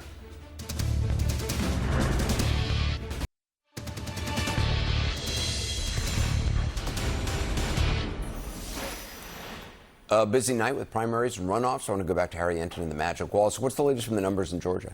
Yeah, okay, you called the Senate race earlier, right, for Donald Trump's chosen candidate, Mike Collins. Governor's race tightening significantly. Rick Jackson, the businessman who spent millions upon millions of dollars in that race, has been ahead the entire night. But Burt Jones, who has the endorsement not just of Donald Trump, but the Republican Governor Brian Kemp as well, has been gaining in the vote. What is going on here, Anderson? What is going on is what I hinted at the end of the last hit. That is, the first votes that are counted are the early votes. Rick Jackson doing very well in the early votes, getting, let's say, about 60% of the early vote. What's coming in now, however, is the election day vote. Rick Jackson doing significantly poorer there, only getting about 45% of that vote. Burt Jones, on the other hand, of course, is getting the inverse of that. Is in fact getting 55% of that, in fact, election day vote. Why is that so important? Well, it's so important for a very simple reason, and that is the election day vote will make up the majority of the vote. We're talking about 60% of the vote estimated to be when it is all in and counted. Now, there are some ways to kind of look at this equation a little bit to get an understanding of exactly what is cooking. That is, what if we look at the counties in which most of the votes are in? Does that give us a clue of where this result might end up when all of the votes are in and counted? Well, if we in fact go and we do this, let's see if I can pull this off. There we go. And we look here. If we look at the counties in which 95% of the vote or more are in, we'll just take one that's right in here, right? This is Burt Jones, who's getting 62% in Jasper County, right? How did he do in the initial round? Well, in the initial round, that 25-point lead, he was winning that vote by 30. In other words, he's not exactly getting what I think he would need to get in order to win this race. However, with the election day vote still out, it's still too close to call at this point, Anderson. All right, Harry Enten, thanks very much. Now, a new chapter on Washington's reflecting pool. As you know, the plan was to get rid of the algae that's plagued it for years. The president thought it urgent enough to give out a no-bid contract to do it. Now that the work is done, the algae is still there or back. Crews are scrambling to contain it. The administration is trying to explain why it will all go away soon. More from CNN's Sunlen Serfati.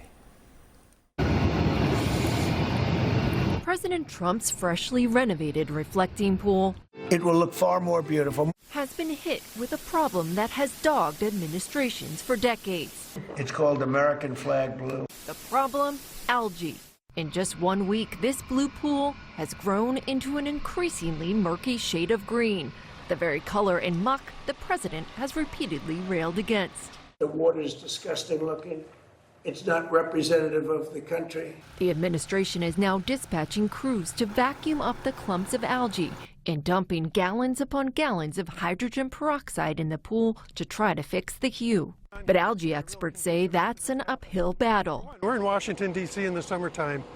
This is a shallow pool with stagnant water, abundant sunlight.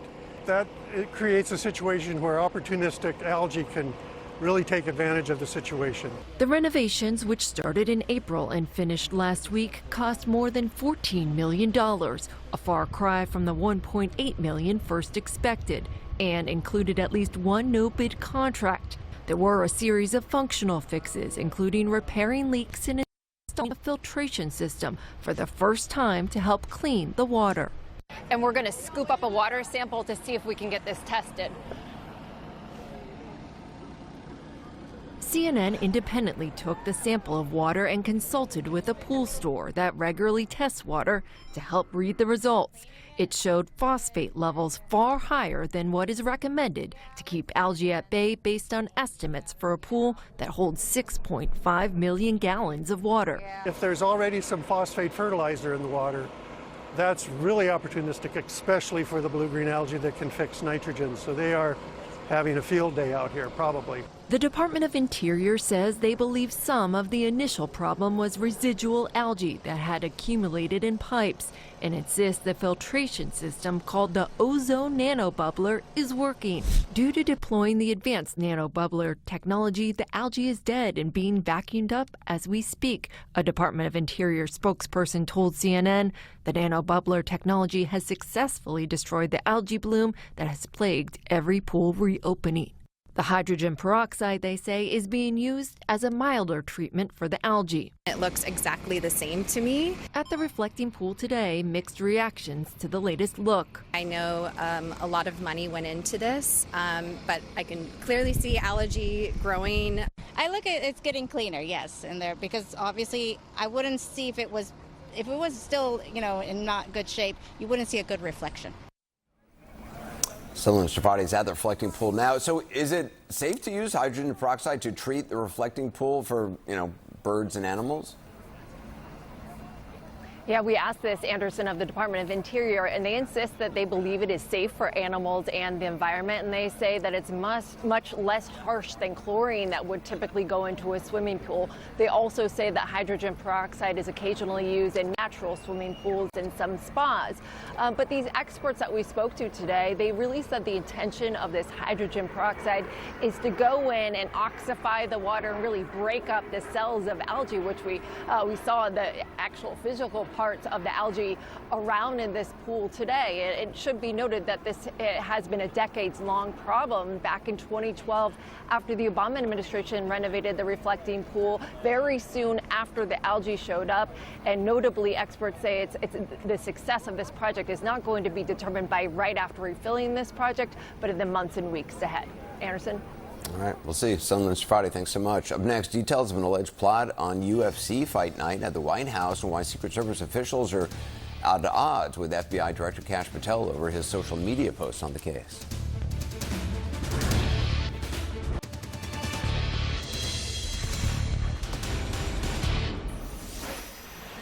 More breaking news. Secret Service officials at odds with FBI Director Kash Patel tonight, saying he posted detailed information too soon on social media about a foiled alleged plot targeting the UFC Fight Night at the White House. The reason? A number of suspects are still at large. Secret Service Deputy Director Matt Quinn did not mention Patel by name, but his message was clear. I'll tell you a phrase I learned early in my career in the New York field office, and that's don't choke on your own smoke. I'll tell you the Secret Service led that investigation from the beginning. I'll tell you that it's ongoing. In order to maintain the integrity of the investigation and the security plan, we chose not to leak it. So far, only 5, perhaps as many as 23 suspects are in custody, including a 19-year-old. According to the criminal complaint, his parents were alarmed by his actions and alerted authorities. Investigators say he had an arsenal of weapons, including an AR-style rifle and several boxes of ammunition. The 5 in custody face a variety of charges: conspiracy to murder, attempted murder, conspiracy to commit an offense against the United States. According to the criminal complaint, the alleged plotters, including those still at large, plan to use a drone to drop explosives and create panic. And then investigators say use snipers in the crowd, quote, prepared to kill certain high-value targets. Investigators say the suspects, quote, expressed ultra-religious and anti-government sentiments, with some upset about the Jeffrey Epstein case and others sharing vehement anti-Semitism. CNN Chief Law Enforcement Intelligence Analyst John Miller joins us now. So I want to get the specifics in a moment, but did Kash Patel jump the gun here? Well, certainly his announcement in the early hours of this morning, before any court was open, these documents were still sealed. Other teams were out attempting to make other arrests, came as a real surprise to the Secret Service agents who were working on the case. It's highly unusual that any FBI director would ever do this. Okay, but this is the third time for Director Patel. Right. Remember, there was the Detroit terrorism plot where he announced it while there were still suspects in New Jersey and in the state of Washington that weren't in custody. That was pretty irksome within the FBI. There was the Charlie Kirk assassination where he announced an arrest had been made in connection with that before one had, and now this. So it's become a bit of a habit. Interestingly, the fight here is between, the upper echelon of the Secret Service and the FBI director about why does this happen. As far as the Secret Service agents and the FBI agents working the case, they were also shocked, but they're working together fine. So it's not between the agencies, it's between the executives. So what about these suspects? What more do we know? Well, you had a universe of this 23 people that were in these chat rooms. Then you had a core group of 14 that were actively in discussions of, I'm down for the mission. We're going to meet in Fredericksburg. Then we're going to deploy to Washington. You call them accelerationists. Well, that's right. And this is an extreme kind of further than right-wing extremism. This is people who want to accelerate the collapse of society, the fall of the U.S. government, to do attacks like this and others that have been plotted and thwarted so that it will spark a race war and that they can then achieve in the aftermath of that a white, religious, ethno-purist society. And how close did this actually come to a reality? I mean, were they actually in D.C.? So, no, this was uncovered on June 10th. You know, the event at the White House was going to be on the 14th. And, you know, on the 11th and 12th, they have the Secret Service was, you know, getting these handles that they were using in the chat room and then trying to figure out who was who and attach real names to them. And by then, they were able to get a number of people in custody. But there's still more to go. They had the intent and they had the capability because they had ordered thousands of dollars of military equipment, rifles, ammunition, body armor. Yeah, it's incredible. John Miller, appreciate it. Thanks very much for continuing to follow it. That's it for us. The news continues. The Source from Caitlin Collins starts now. See you tomorrow.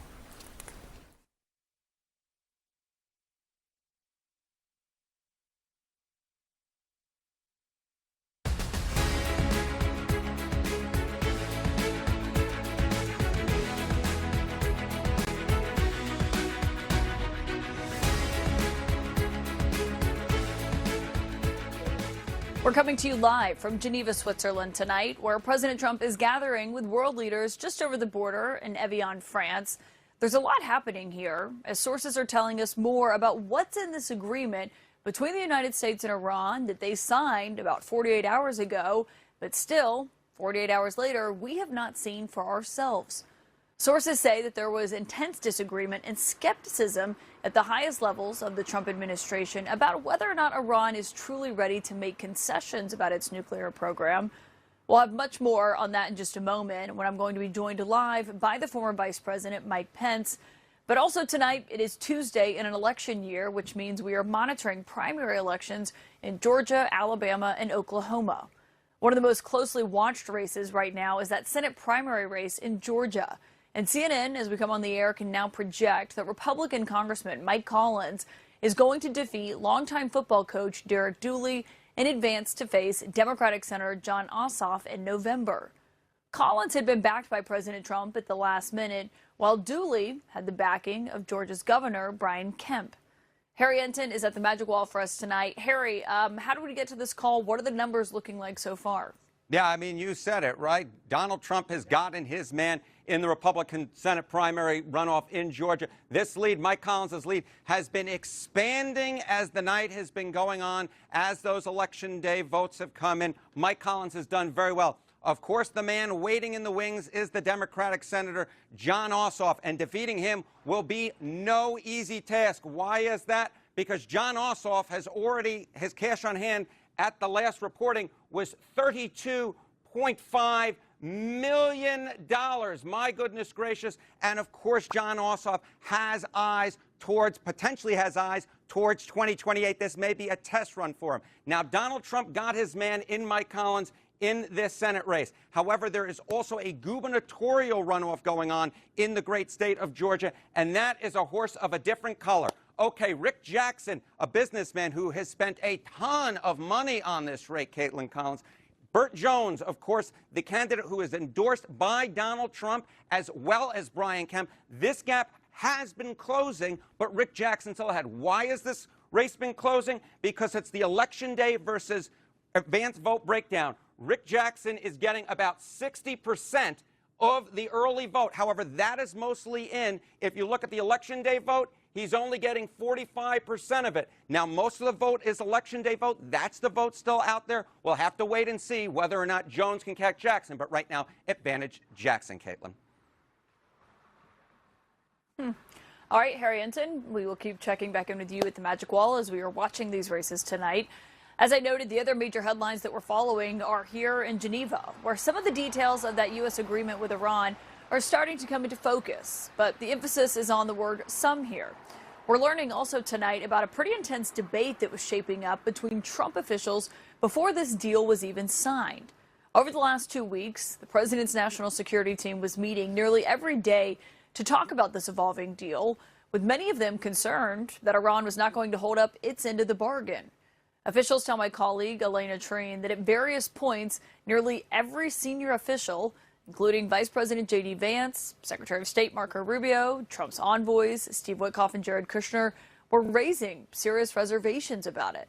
The CIA Director, John Ratcliffe, and the Defense Secretary, Pete Hegseth, were also among what was described as the, quote, most pessimistic about whether or not the Iranians would honor their commitments to make substantive concessions on their nuclear program, even if they had agreed to negotiate on that issue. Still, sources say that they ultimately reached the president-driven consensus, which was, quote, "We want to get this thing over with." Now, as for when we might see this agreement, here's what the president himself said today. Well, because I'd like to get a formal setting first before we do that, but I have no problem with that. It's a good document. Actually, I'll not only release it, I'll probably have a press conference and read it to you word by word. Now, when the vice president was asked about the same thing, he said it's because they want to, quote, do it the right way. The reason why we haven't released it yet is there are some delicate diplomatic things going on where the Iranians, and not just the Iranians, but some of our mediators, the Pakistanis and the Qataris, have asked us to sequence this in the right way. I don't, frankly, fully understand it, but there are sensitivities that exist in the Arab and Muslim world that we're trying to be responsive to. Now, if they comply with this deal, I think it's much better for the United States, and it's going to be much better for Iran. But if they don't comply with the deal, the straits are still open. We've still done incredible damage to their nuclear program, and is really, we can get on with our lives as a country. Here to talk about that and a lot more is the former Vice President of the United States, Mike Pence, who has a new book out that is titled What Conservatives Believe, Rediscovering the Conservative Conscience.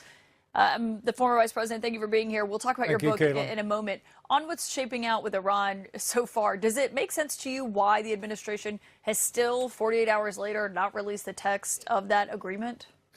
Well, Caitlin, look, Iran has been at war with the United States and our cherished ally Israel for 47 years.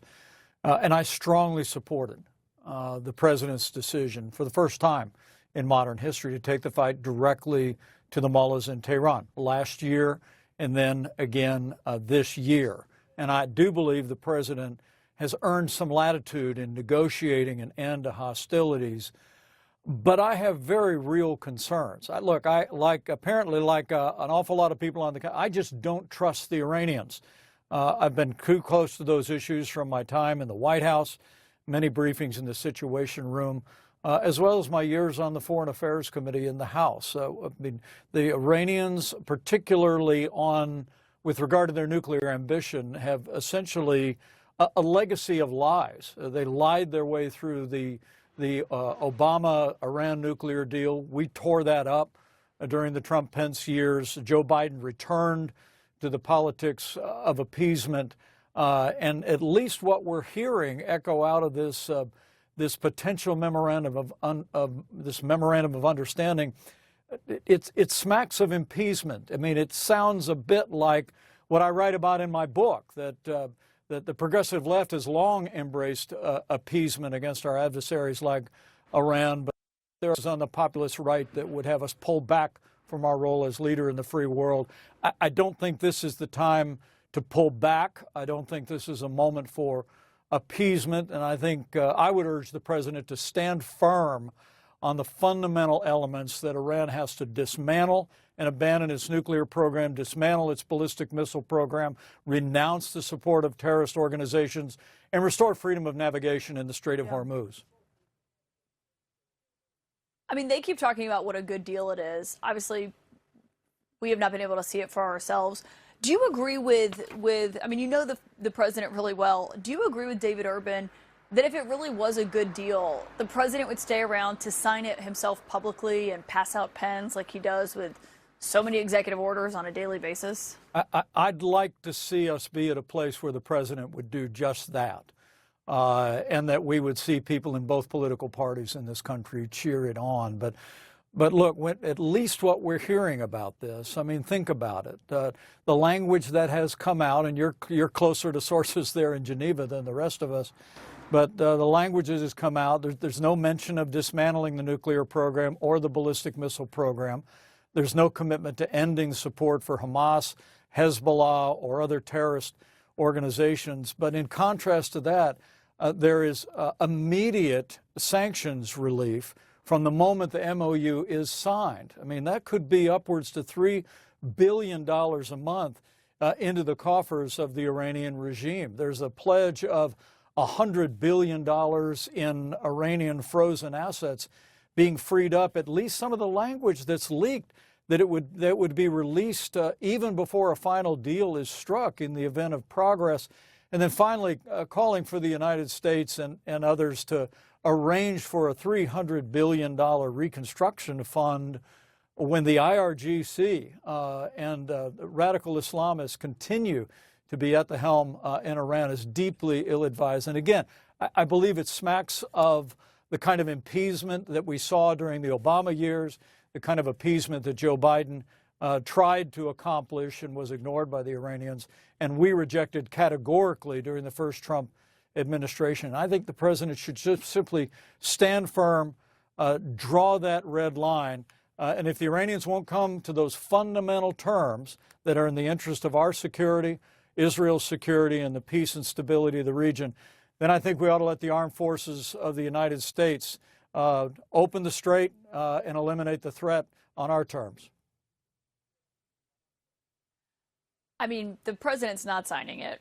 Vance, the vice president, is going to be here on Friday signing it. I mean, you know how the president approaches these things, how he thinks about them.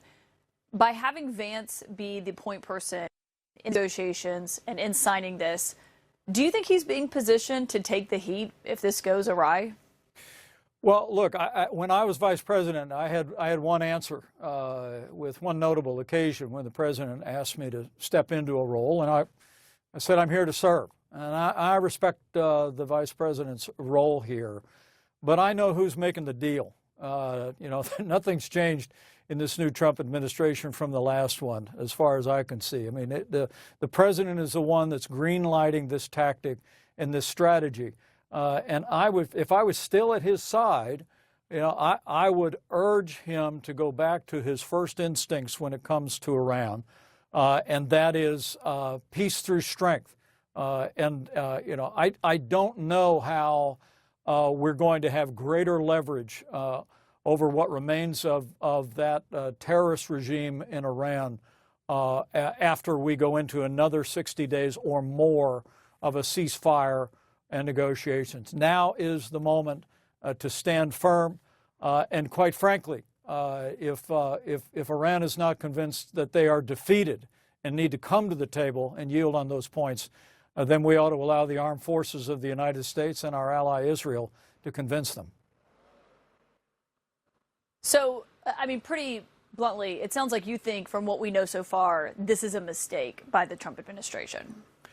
Well, it's much bigger than a mistake. I mean, when the president took that historic step to strike those nuclear facilities last year, this is the first time in 47 years that an American president had taken the fight directly to the mullahs in Tehran.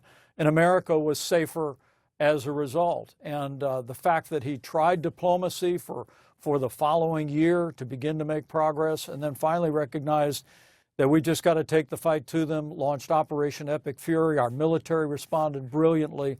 But in this moment, the posture that we're getting from the Iranians, but my concern is what appears to be leaking out, these immediate concessions, particularly sanctions waivers right out of the gate that would essentially be a lifeline to the Iranian regime, I think is ill-advised. We ought to keep the pressure on, keep the blockade on, and if need be, let our armed forces get back to work. Well, I mean, I think that's a good point in terms of, I mean, the administration keeps saying that it's performance-based, that sanctions relief, being able to sell oil, maybe getting their assets unfrozen. I mean, it seems like it's happening quickly. We'll have to see what the MOU says. But when you were in office with the president, your administration, the Trump-Pence administration, criticized the Obama-era nuclear deal for unfreezing $50 billion in Iranian assets. I mean, if what happens here, and they get 6 times that amount, plus potentially $100 billion, another, $100 billion and funds that are being unfrozen, I mean, do you think that's a defensible position for this Trump administration? Well, whether it's a defensible position or not, it is the wrong position. I mean, to throw a lifeline to the Iranian regime when they are weaker and more isolated than they have ever been in history, I think would be a historic error. We have an opportunity right now to continue to pressure, either just through the blockade or through additional use of force. We have the opportunity here to really end 5 decades of threats to the American people, to our cherished ally Israel, and to the region as a whole. Make no mistake about it. The pledge to renounce the pursuit of nuclear weapons, Iran has made that promise again and again and again. It was always built on lies. The only thing that would be acceptable here is the verifiable dismantling of their nuclear program, their ballistic program, renouncing terrorist support and organizations. You know, there's an old adage that says, trust but verify. But if I was sitting next to the president, I would say, Mr. President, this deal should verify and then trust. We should demand that Iran, under the economic and military pressure we and Israel have placed on them, come to the table and verifiably abandon the course they've been on for 5 decades. You mentioned the one moment where you did not do what the president wanted you to do is pretty notable. It was obviously in reference to overturning the election on January 6th. You have a new book out that is titled About What Conservatives Believe. And you talk about the president's agenda so far in his second term. And you say that he has not always governed as a conservative. You write, to make matters worse, many Republicans have rushed to align themselves with every aspect of Trump's agenda, even when it has clashed with the traditional beliefs of conservatives. But, you know, in this moment, and as we're watching what's happening in these races tonight, when the president has successfully primaried Republicans who did push back on him, they get primaried out of Congress. I mean, what options are left for Republicans who do disagree with the president, in your view? Well, look, as we learned in state legislative races in Indiana, and we saw in Louisiana and Kentucky, Texas, and with his endorsement tonight having its good effect in the Senate race for Mike Collins. I think the president enjoys a well-earned level of appreciation from Republican primary voters who defer to him in his choices. After 10 years of battling the radical left, I know that appreciation is there. I witnessed it firsthand for the 4.5 years we were together and since. But what I say in my book is that there is a movement, as the Democratic Party is overtaken by the progressive left and embraces socialism, there's a movement of the populist right that would take the president's periodic departures from the conservative agenda and equate that with the support that he has among Republicans. I truly do believe this administration, Caitlin, has gotten a lot right. They are rebuilding our military. As I said, they've taken on Iran like no previous administration ever. They extended our tax cuts. They secured the border after the worst border crisis in history. All of that is good. But the stops and starts on Ukraine reflect the isolationist views of many on the populist right, some big government programs, tariffs, nationalization.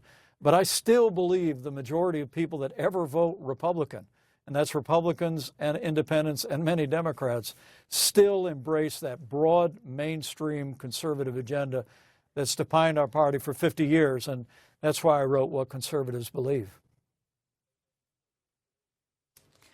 Former Vice President Mike Pence, thank you for taking the time to join us tonight. That new book, What Conservatives Believe, is out now. Appreciate your time as always. And up next here for us on The Source, I spoke with the Canadian Prime Minister Mark Carney today about the U.S. agreement with Iran. We keep talking about how no one has seen it. Well, he told me that he has. Did you actually see the agreement itself? I've seen the agreement. Oh, so the president showed it to you? Well, I've seen the agreement. We have our sources, just like you. Okay.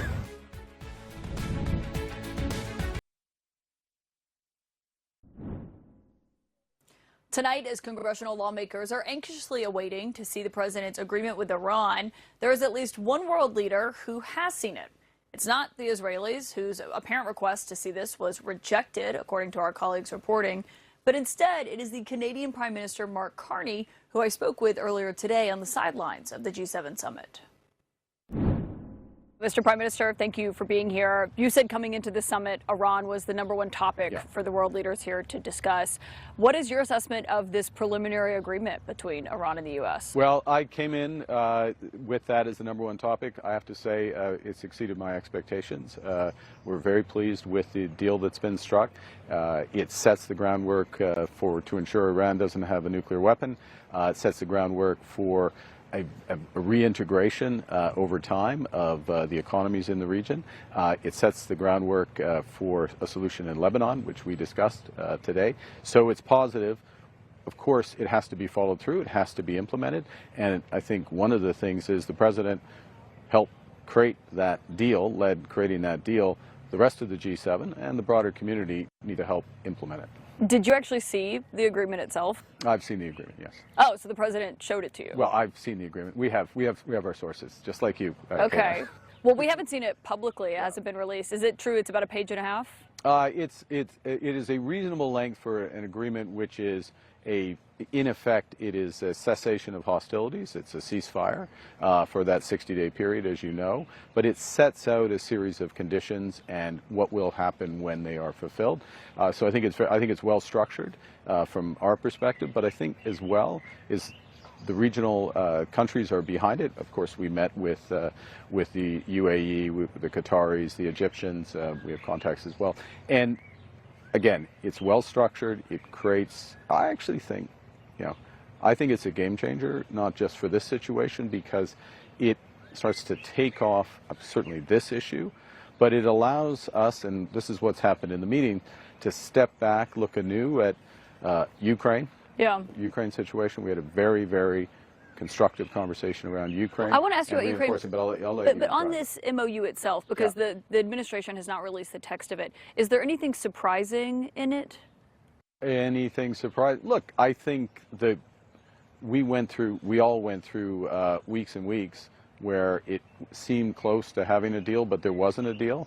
So is the surprise that there's actually a deal? Maybe you could put it that way, but having the deal and then getting behind it, that's what's crucial. And you heard everyone in that room last night through to today getting behind it and the possibilities that are created by it. Well, and the president says he thinks this next 60-day period will actually be easier to negotiate than getting to this preliminary agreement. But of course, this period is going to deal with the big stuff. I mean, nuclear being the #1 issue, the enriched uranium.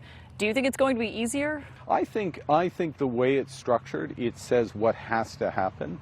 So, for example, Iran will not develop or procure a nuclear weapon. And then there's follow-on implications of that for what to do with the uranium. So in that regard, the Rubicon, if I can, that metaphor, has been crossed.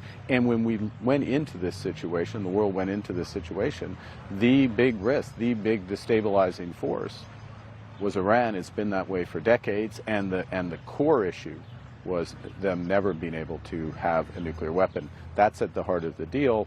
So it becomes, what's the timeline for dealing with the enriched uranium? How much is blended, how much is surrendered, and worked out from there. But agreeing to the core, I think is critical. And what does it say about sanctions relief and unfreezing their assets, which they definitely want? Well, they definitely want that, and they definitely want financing more broadly. And there is language, and it's not my agreement, so I should let others really go into all the detail. But I think what is crucial as well is it's performance-based. I mean, you have a big financial incentive. Yeah, how do you measure the performance-based? I mean, we keep hearing that, but how do they? Well, how does the U.S. intend to measure that? Part of it is, well, what happens first and foremost, what's happening in the Strait? Is shipping unimpeded in the Strait? Are the mines all being cleared? Are the Iranians helping with clearing the mines? Will help, and others will help with clearing the mines. But what's actually happening day to day, hour by hour in the Strait, and the flow of oil and others. So that's one, LNG. Secondly, the progress on the next phase of the negotiation. So what is going to happen with the uranium and what's structured around that. So you look at that, and then you set up a series of milestones. I mean, this is why you have negotiators and mediators and guarantors in peace agreements. And so you set up milestones and then connect those to some of the financial and sanctions relief. Okay, so you're on board with this agreement as it is right now, from what you've seen? Yes, absolutely. And and I can say this unequivocally, as is everyone else who's been in that room. And Canada plans to help with opening the Strait of Hormuz. We will help as we can. I mean, we're not a big regional naval power. We have some assets that we can help with this. We can do some stuff on monitoring, but importantly, we can do things on the financial side, overseeing on the financial side, because remember, there are assets that are being unfrozen. There's a process by which and so we can help on that. The other thing, Caitlin, if I may, we also, collectively, we have to take the lessons of this. And one of the big lessons here is that, don't be held hostage to one choke point in the global economy, whether that's for oil, whether that's for gas, whether it's for critical minerals, whether it's for a large language model, cyber capability, all things we're discussing here. So what's Canada's role? In some of these cases, we can really help in lessening that. When you look at this war in hindsight, because obviously it's been a key question for almost every world leader here that has had to deal with the ramifications, the president lashed out at pretty much everyone who's here for not helping out more at the beginning of this war. Pretty much everyone in this interview. Yeah, that's true. And in terms of when you look back at this, do you believe this war was worth it in Canada's view? I think that, the number one risk, I answered this question 3 years ago or so at Davos, and I was asked, what's the number one risk in the global economy? And I said Iran. And it was at a time when people were not focused on Iran, because I've always believed that it's the biggest exporter of terror. It was hell-bent, sorry if I can say that, on getting a nuclear weapon, and the force multiplier on that, of course, was terrible. And so going and getting to a position where Iran is not going to have a nuclear weapon, look, I'm not naive about this. The reintegration of Iran, this is a regime that needs to learn to be civilized, needs to behave. That's why you have performance measures. Lots needs to happen. We all have to support it. But moving to this position where that's been taken off the table, yes, that's working. You mentioned President Zelensky. You met with him today. He's also been in these meetings behind closed doors with President Trump. You said you think that Ukraine is going to ultimately win this war. Yeah. When you were talking behind closed doors and the U.S. president was there, is that a view that he seemed to share as well? I think it's a view that is held strongly by those who are very active. Canada's the biggest per capita supplier of aid to Ukraine. We're one of the biggest trainers of the Ukraine army. We have joint production agreements with Ukraine. We're on the front lines in the Baltics. So we are in and around. We, the Germans, the UK, the French, all are of the view that the tide has turned in this war. It is a matter of time. Putin is going to lose this war, and from now until the point where he realizes that or accepts that, it is absolutely senseless slaughter. Mr. Prime Minister, thank you for your time. Thank you, Caitlin. Really appreciate it. Yeah. Up next is primary night in the United States. A key race has just been called in Georgia following President Trump's 11th hour endorsement. Will Democrats be able to hold on to Senator Jon Ossoff's Senate seat? Harry Enton is back with our political panel to crunch the numbers.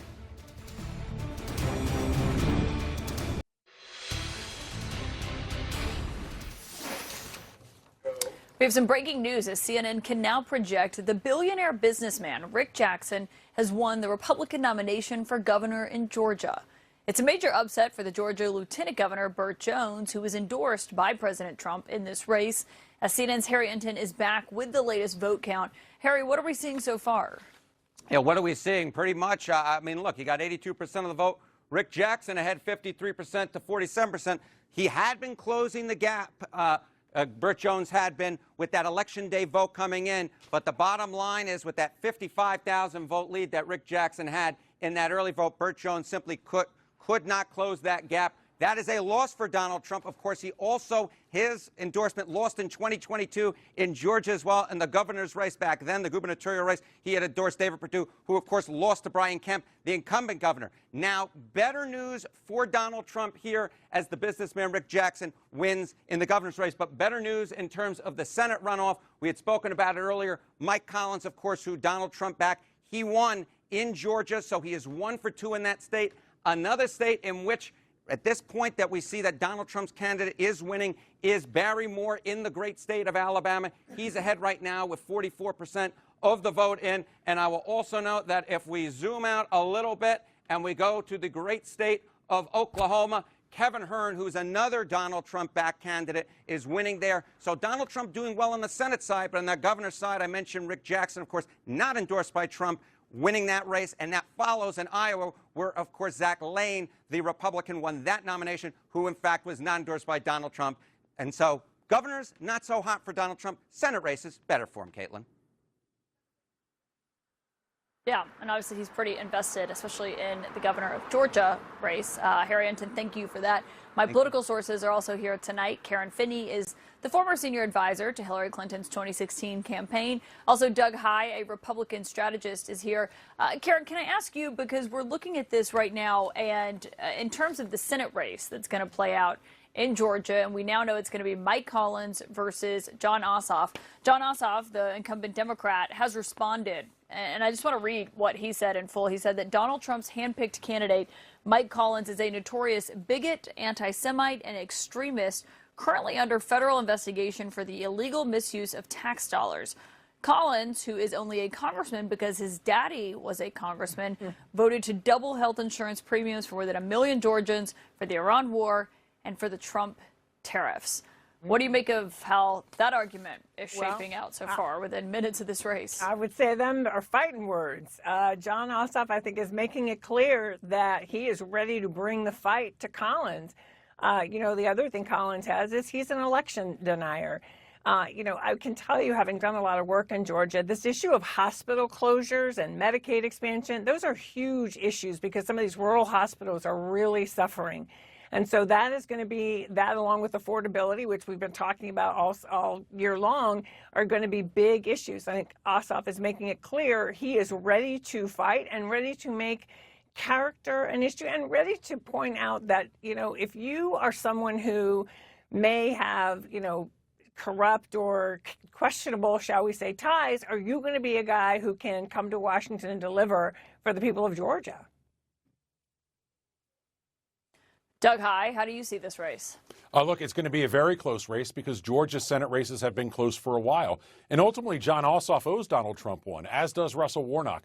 Donald Trump has been fantastic for Democrats in Georgia. But ultimately, Caitlin, I think we view things the wrong way in Washington, that everything has to be about Donald Trump. If Donald Trump endorses and that candidate wins, it's a huge boon for Trump. If that candidate loses, it's a huge loss for Trump.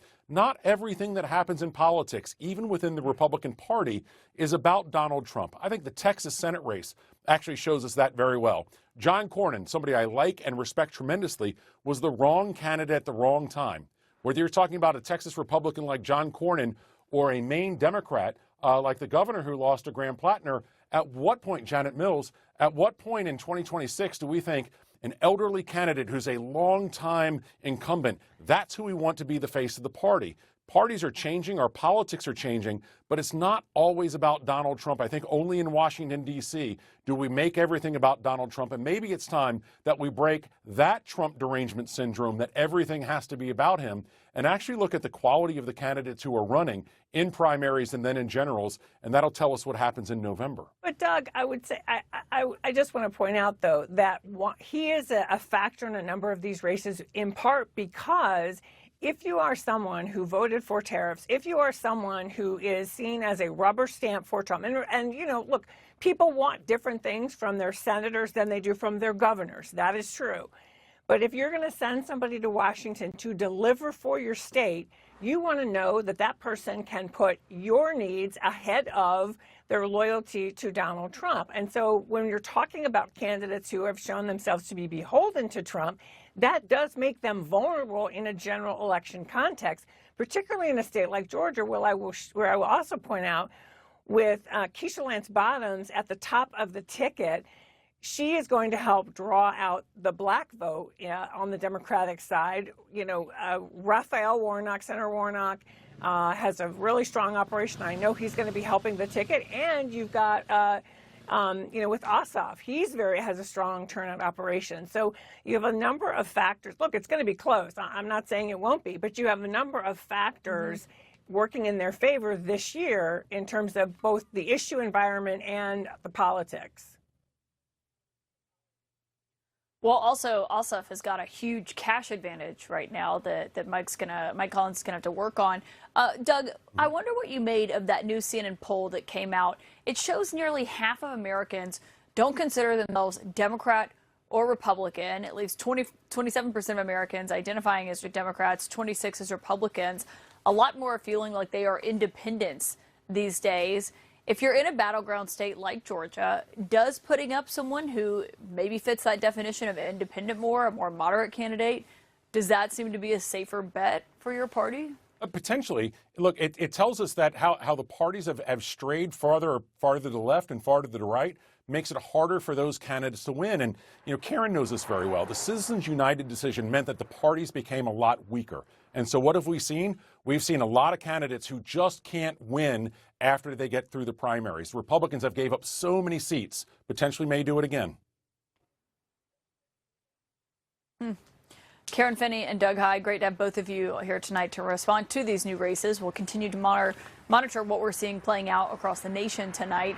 Also in Washington, you've probably seen this, the renovation of the Lincoln Memorial Reflecting Pool. It cost more than $14 million. The president praised the American flag blue color, but why is it green? A new report also tonight finds that taxpayers are on the hook for hundreds of millions of dollars on another Trump renovation project, the White House ballroom. We have the investigative reporter who broke that story joining us right after this with her answers. I think you talk to people who live in D.C. and they will say that it was just overrun with algae and it was green. It was disgusting. I'm using swimming pool material. It's going to be blue, beautiful blue, which is what they always wanted. It's going to be something very special, and it's going to be a beautiful color. Everybody's looking at that reflecting pool. They can't believe it. Reflects. We used a dark blue. It's called American flag blue. It's like a piece of glass. Beautiful color, beautiful everything. You could never get anything like that. That's how President Trump's renovation of the Lincoln Memorial Reflecting Pool started, but here's how it's going tonight. More than $14 million and 6 million gallons of clean water later, the pool is green again. The algae that has been plaguing administrations for decades has already returned just a week after the pool was refilled. The administration says the algae is what they describe as residual, and crews were back out there today trying to fix it as Park Service workers were seen dumping gallons of hydrogen peroxide in the pool, racing to get it cleaned up before the nation's big 250th birthday on the 4th of July, and also raising questions about the ducks that live in that water. Also tonight, we're learning this. There's new reporting that is casting doubt on another promise that the president has made. This one, though, on his White House ballroom project. We're donating a $400 million ballroom. Myself and donors are giving them free of charge for nothing. We did this no charge to the taxpayer whatsoever. Rich people and people are putting up the money, zero taxpayer dollars. We're on time, on budget. It's going beautifully. Have all the money I need. It's all donors. There's not one dime of government money going into the ballroom. This is not for me.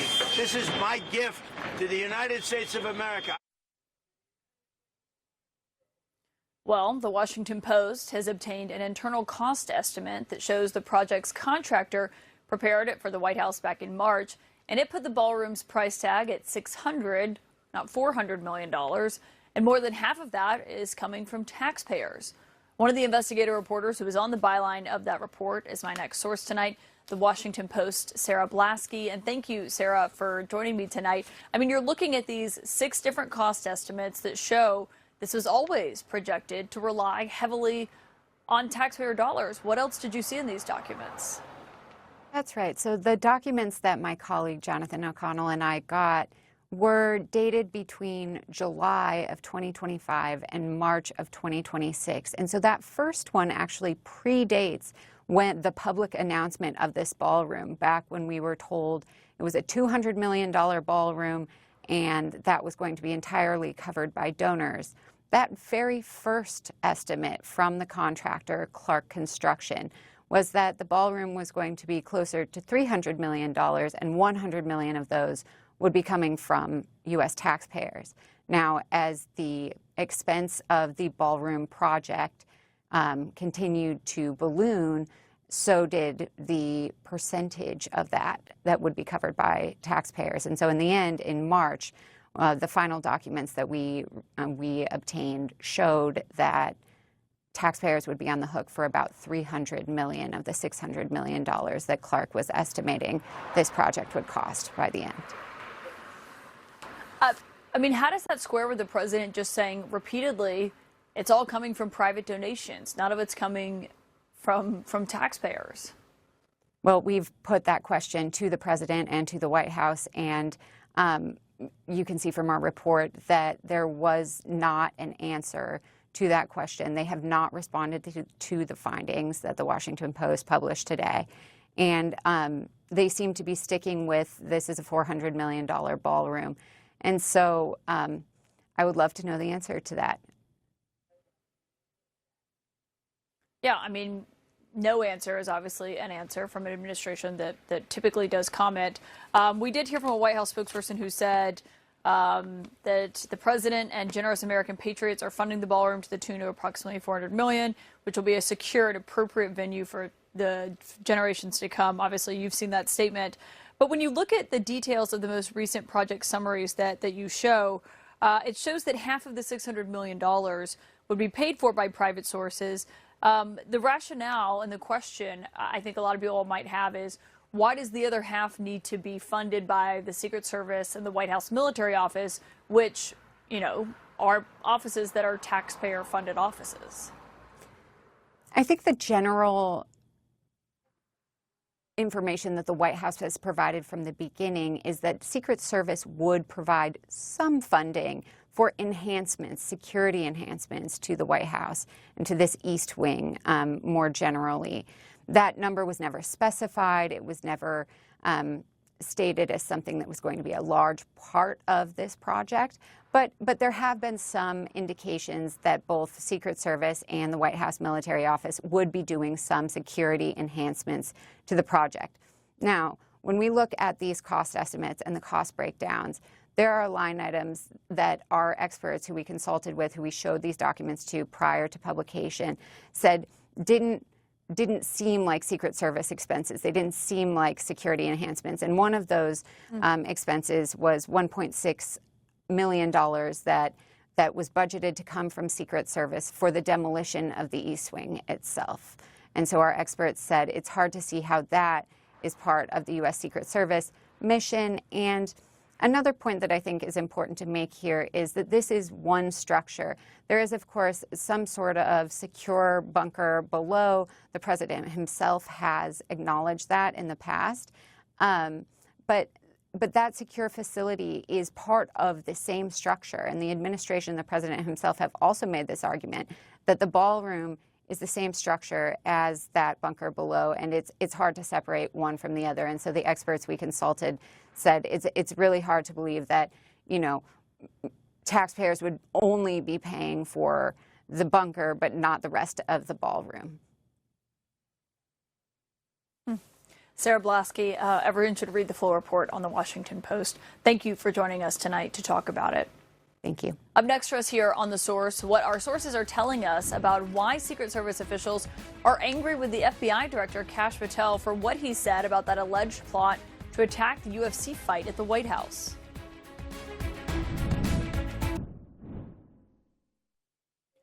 Tonight, sources tell CNN that Secret Service officials are angry with the FBI director, Kash Patel, over this post on Twitter today, announcing that, quote, multiple individuals had been arrested in an alleged plot to attack the UFC fight at the White House on Sunday.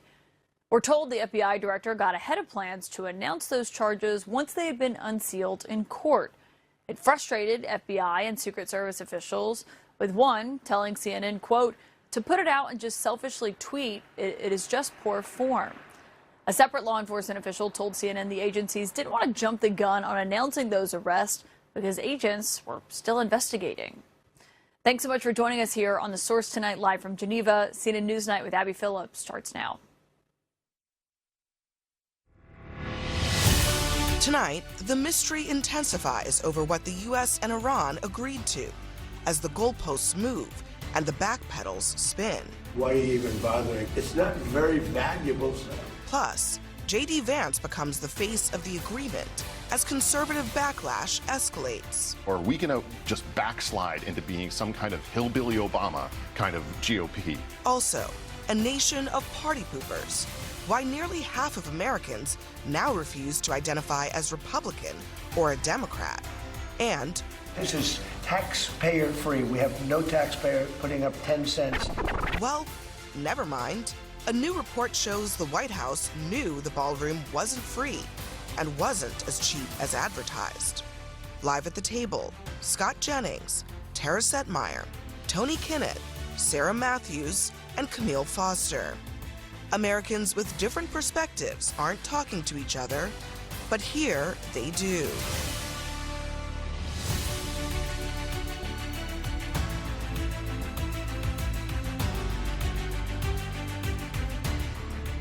Good evening, I'm Abby Phillip in New York. We don't know what's in the Iran agreement, and the U.S. and Iran are contradicting each other. U.S. officials are now lowering expectations, calling the language vague. There's really only one member of the administration right now trying to sell it. And tonight, sources say that the president just wants to be done with this war. And now he's backing off on his main reason for launching it in the first place. Now, you might recall that Donald Trump has spent months saying that it is absolutely necessary to retrieve Iran's highly enriched uranium. Here's what he said before, and here's what he's saying after. We're going to get the dust back. I call it the nuclear dust, right? But we have to take that nuclear dust. We want the nuclear dust. We're going to want that, and I think we're going to get that. We've agreed to that, yeah. I'd still rather have it. I'd rather get it. I just feel better if I got it. We'll get it back. Either we'll get it back from them or we'll take it. We're taking it. We're taking it. Very simple. The USA will get all nuclear dust. The whole mountain is collapsed on top. We have cameras on it. You could make the case why are you even bothering, because it's not really valuable. It's, it's probably $500,000 worth. It's not very valuable. Now, Trump said there that the U.S. may psychologically need to retrieve the material, but it's yet another apparent contradiction that's spinning heads over on Capitol Hill and certainly among conservatives.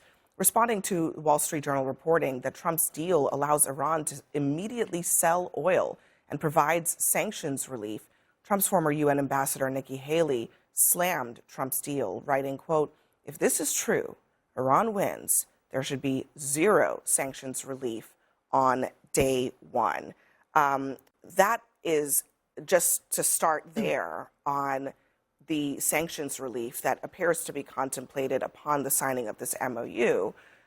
Scott, the MOU does not actually resolve any of the nuclear issues, okay? What it does do, perhaps, as far as we know, is reopen the strait. It's an agreement within the 60 days the strait would be open. So are we in effect paying Iran by relieving sanctions to get the Strait of Hormuz to some degree back to what it was before we started this war? Well, I can only tell you what J.D. Vance has said today, which is Iran can't have a nuclear weapon, the Strait of Hormuz will be open, and all these benefits are complicated that the Iranians can get if they behave. If they don't behave, they don't get anything. So that has been his line today. So what about what I just said? As you pointed out, by the way, we haven't seen the text of this. I said last night I thought they should release the text. I still believe that this evening. And the president said today he wanted to release the text, but it sounded like he wanted to do it when they do the formal signing on Friday. So I guess I'm less interested in conjecture, more interested in the actual text when we get it. Well, I'll ask you again.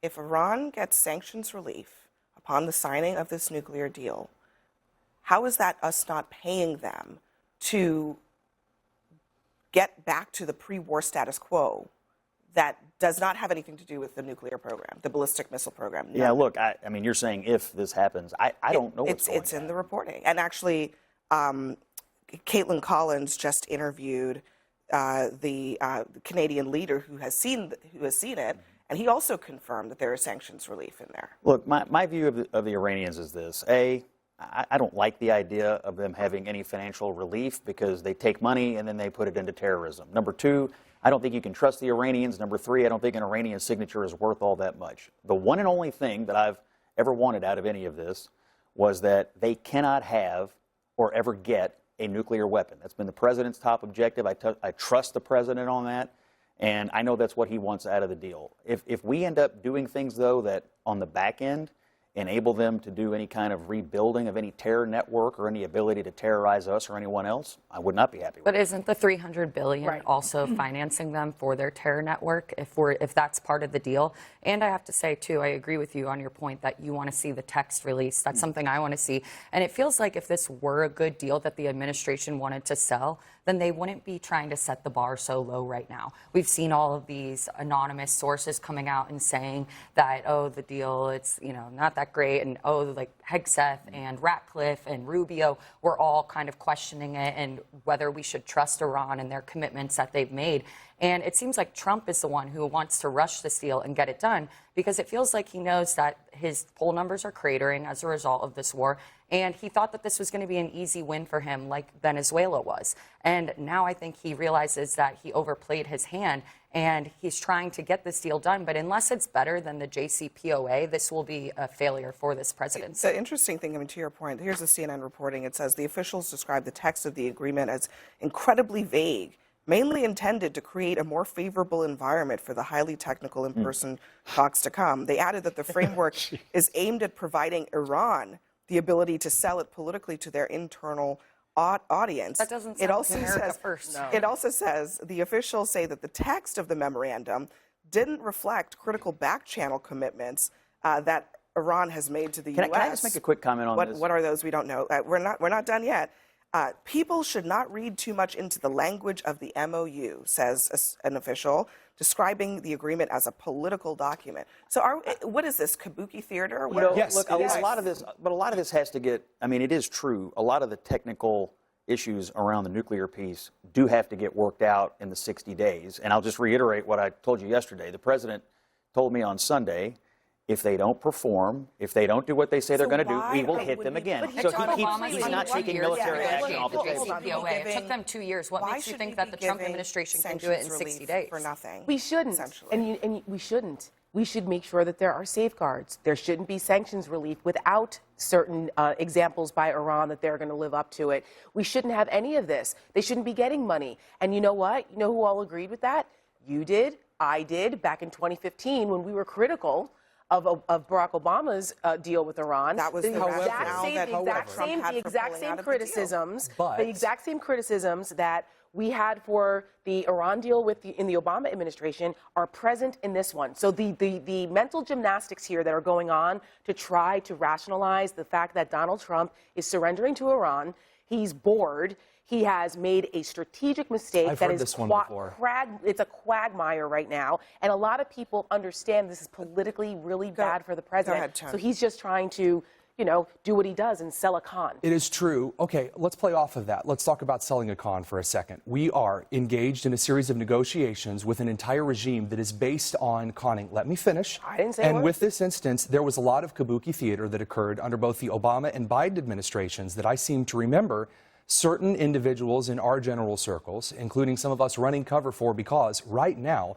unlike in other centuries of the historical previous politics, every single negotiation is played out on international media. Our enemy knows what we decide the minute it's out of the individuals' mouths. So there is a necessity for bluffing and kabuki theater in order to get here. You can smile at it. It isn't. So what are the objectives of this deal? Because Trump initially said that no nuclear weapons. But let me finish. Wait, he said that no nuclear weapons and regime change. Regime change is obviously not happening. And then you look at nuclear weapons. The International Atomic Energy Agency now says that the risk is higher than before the war for Iran to acquire a nuclear weapon. There's no mechanism so if in 60 days Trump can negotiate a deal that says no nuclear weapon and enrichment capped at 3%, that's what the preamble of the JCPOA says. If he can negotiate something better than that, then I'll have it. That would be a win for America. But I just doubt their ability to do that in such a rushed timeline. Briefly, almost since the start of this conflict, the President of the United States and various other representatives of the administration have been talking about this being over. It's already done. We pretty much got a deal worked out. At those times,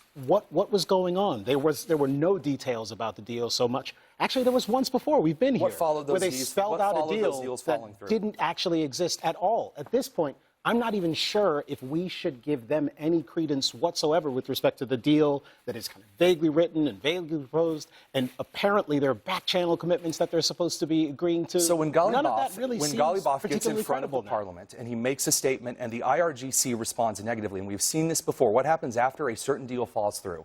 There's a series of strikes, certain assets in the region change. Is this what we should expect now? I don't know. What are you? I'm sorry. Yeah, are you what is the referring to? argument? Because there are no other deals.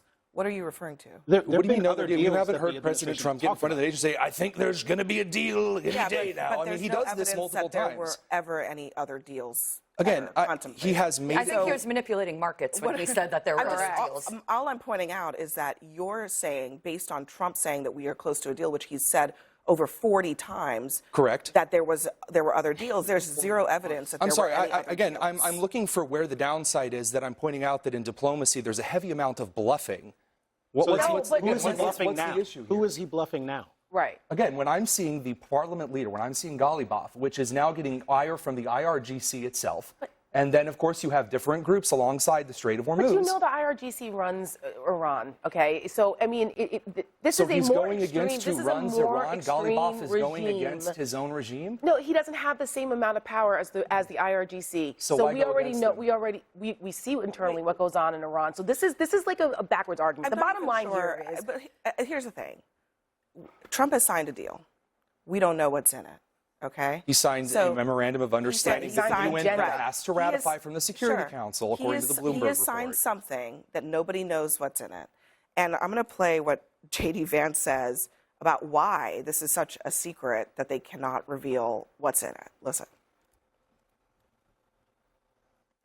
The reason why we haven't released it yet is there are some delicate diplomatic things going on where the Iranians, and not just the Iranians, but some of our mediators, the Pakistanis and the Qataris, have asked us to sequence this in the right way. I don't, frankly, fully understand it, but there are sensitivities that exist in the Arab and Muslim world that we're trying to be responsive to. Fundamentally, does it really matter if the deal comes out on Wednesday versus Friday? No. That's why we haven't emphasized it so much, is because at the very latest, the text is going to be out on Friday. oh my goodness. That's why they haven't emphasized. They haven't emphasized the details of what they're calling a deal, the memorandum of understanding, because they don't think that the text matters all that much. And there are some mysterious Arab and Muslim, cultural norms that prevent us from revealing. Can I acknowledge that I used to work Why in did we announce the deal in the first place? I used to work in communications at the White House. You don't dump good news on a Friday. They should be wanting to talk about this today and be touting it While he's throughout at the the whole week. G7. You put out good or bad news on a Friday and do a Friday news dump because it gets lost in the weekend news cycle because people check out of the news. So why would they do it on Friday? It makes no sense to me. And if it were such a great deal and there were all these things, but apparently we have to be sensitive to these cultural sensitivities. But to me, that doesn't sound like American Why values. are we being so sensitive to the Iranians? I mean, according to this administration official, we're worried about the internal politics of Iran, as Since if Iran is a country in I'm which sorry, what did they do to politics their is civilians over the last couple of months? Okay, that's exactly right, my that's a point. completely Iran different is not a conversation. place It's the where same the conversation. politics of this Unstable really matters. regimes act like so unstable why are regimes. we bending over? If the argument is that we've put them in such a hard spot because we bombed them to smithereens, why are we bending over backwards to make them feel comfortable, Scott, about signing a deal that actually gives us what we had before and gives them we did not have before, More which leverage. is more money, sanctions relief. Well, you're leaving out the critical piece, which is, according to some reporting and according to the president, the document flatly states Iran will not have a nuclear weapon. That's they what will the not have that. JCPOA said. Exactly. Same Well, thing. That's great. And there's news. nothing. That shows There's that nothing there's in the literally no behind. teeth to There's enforce it. Well, nothing. hold on. In the plain text of the JCPOA, it says Iran will not pursue a nuclear weapon. And this document, But they as far did. as we know, Says the says exact same that thing. it reiterates what it has always Status said. quo. So, which is that they've been saying for many, many years that they are not pursuing a nuclear weapon. You believe didn't that? believe. No, you don't believe it. So then course. why do you believe it now? Well, I believe it now because A, we bombed the ever-living crap out of their uranium enrichment facilities last summer, and B, Apparently not we now have something that no one's ever had. This amazing coalition of Arab states in the Gulf working with us to keep on top of the Iranians to keep it from ever happening. To me, that is the critical But we're giving thing. them $300 billion. That is the critical which is thing. more than You guys they got keep under the saying that. Obama. We don't have no, that. it's more than what happened. If we're just going to wish cast and kind of We're not tarot wish card casting. reading, if we're not wish casting, because if this plan was You're if this choosing plan which was better than hypotheticals Obama's to dig through. Okay, if this plan was better, to Sarah's point, than the Obama plan that they signed, they would have been out there screaming it from the rooftops as soon as they made the announcement. But it isn't. So they are trying to BS everyone. And even J.D. Vance, for God's sakes, is like, well, I'm not quite sure why. Hey, I don't know. the details? Because there's Do two you know the different. I'd like to details? finish my full sentence, Hold on. please. Are you there's disputing two the camps $300 here. billion? Because I haven't seen it in person yet, correct? Okay, well, you you know can hide behind that that J.D. rolling Vance stone. confirmed that fund is in the deal. Right. He did. No, he said there was no American taxpayer money. That's not But what there I. is Now, hold on. $300 That's billion. not what I Which is a said. critical He said that issue. the United hold States on. had to grant Let's the just UAE play J.D. the Vance authority. real quick so that we can all hear it with our own ears. There's been a lot of misreporting on this, and people have said, oh, is the United States going to give Iran billions of dollars? No. It'll be very, very crystal clear. Even if the Iranians do everything contemplated by this deal, not a penny of American money flows to Iran. We're saying that if the Iranians change their behavior, we're going to let some of these other countries invest in rebuilding their country and creating some prosperity for their people. So note that I never said that would be American dollars. Why did I not say that? Because it's a fund that may be funded by someone else. But the question is, does it even matter? The argument against the JCPOA was that unfreezing Iranian funds, which again, not American dollars, Iranian funds, was facilitating the Iranian regime to pursue their terroristic aims because, as the saying goes, money is fungible. You give them $300 billion that they don't have to spend of their own funds to rebuild, they can use that money elsewhere. So how do you argue that it does not matter that there are funds writ large that are orders of magnitude more than the JCPOA being contemplated to be given to Iran? So, two reasons. Number one, because I have heard all of this before, and it has all fallen through before, with the United States having to approve that the UAE gives money up from its own coffers, maybe taken from Iranian assets, maybe just UAE dollars. Let's go to the full there and steelman the argument. The United States still has to approve that release based on actions that Iran takes. This is not an immediate hesto presto, boom, the deal is signed, the money starts flowing like water into the reflecting pool. That's what they claim, that when this is signed, the sanctions relief happens immediately and the oil gets to flow Vance through the since we're strait. citing Vance here. So, as a result of that, it doesn't matter where that $300 billion comes from or where the sanctions relief comes from. They're still going to get the money to do whatever they need to do with it, whether it's continue to be the state sponsor of terror, whether it is to continue their nuclear program. We don't know. But I remember, because I was one of those people that was critical of the Obama deal 10 years ago, that this was giving them this money to rebuild their country, whether it comes from the UAE or not, or whomever, what coalition. It's like if we started the Marshall Plan to rebuild Germany, but the Nazis were still in power. I thought this was supposed to be about regime change. Donald Trump himself was worried about the Iranian people. He said, you go out there, we bomb them, go out there and take your country over again. What happened to that? That was dust in the wind now. So he has changed his tune so many times because he doesn't know what he's doing. And you have two camps competing. You've got J.D. Vance's camp with J.D. Kushner and Witkoff, the two real estate developers who are probably going to get a cut of whatever's happening in the redevelopment. Then you have the Ratcliffe, Rubio, Hegseth wing, which is intelligence, Department of Defense. And they're going, whoa, wait a minute. We don't trust what's going on here. You have multiple Republicans also that are upset about this. They are nowhere to be found. And next for us, we're going to talk about J.D. Vance becoming the face of this agreement and pretty much being out there as the only administration official talking about it. Some columnists are suggesting that he's actually being set up here. Plus, the president promises that taxpayers won't be footing the bill for the ballroom, but it turns out not only is that false, but the White House reportedly knew it.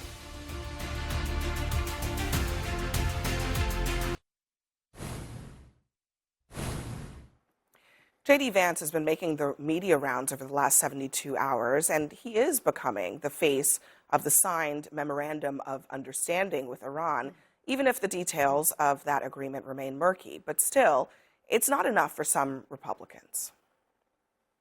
This deal and everything that we know about it, to the degree that it is being spun in public by this, and behind the scenes by the administration, Everything about this deal seems bad to me, this conflict. And look, at some point, this Republican Party needs to decide which kind of foreign policy it's going to have. Is it going to be an America First foreign policy, one that is bold, that uses American power in key moments decisively in order to affect what it wants to achieve? Or are we going to just backslide into being some kind of hillbilly Obama kind of GOP? That is not something that is acceptable to me. It should not be acceptable to Republicans.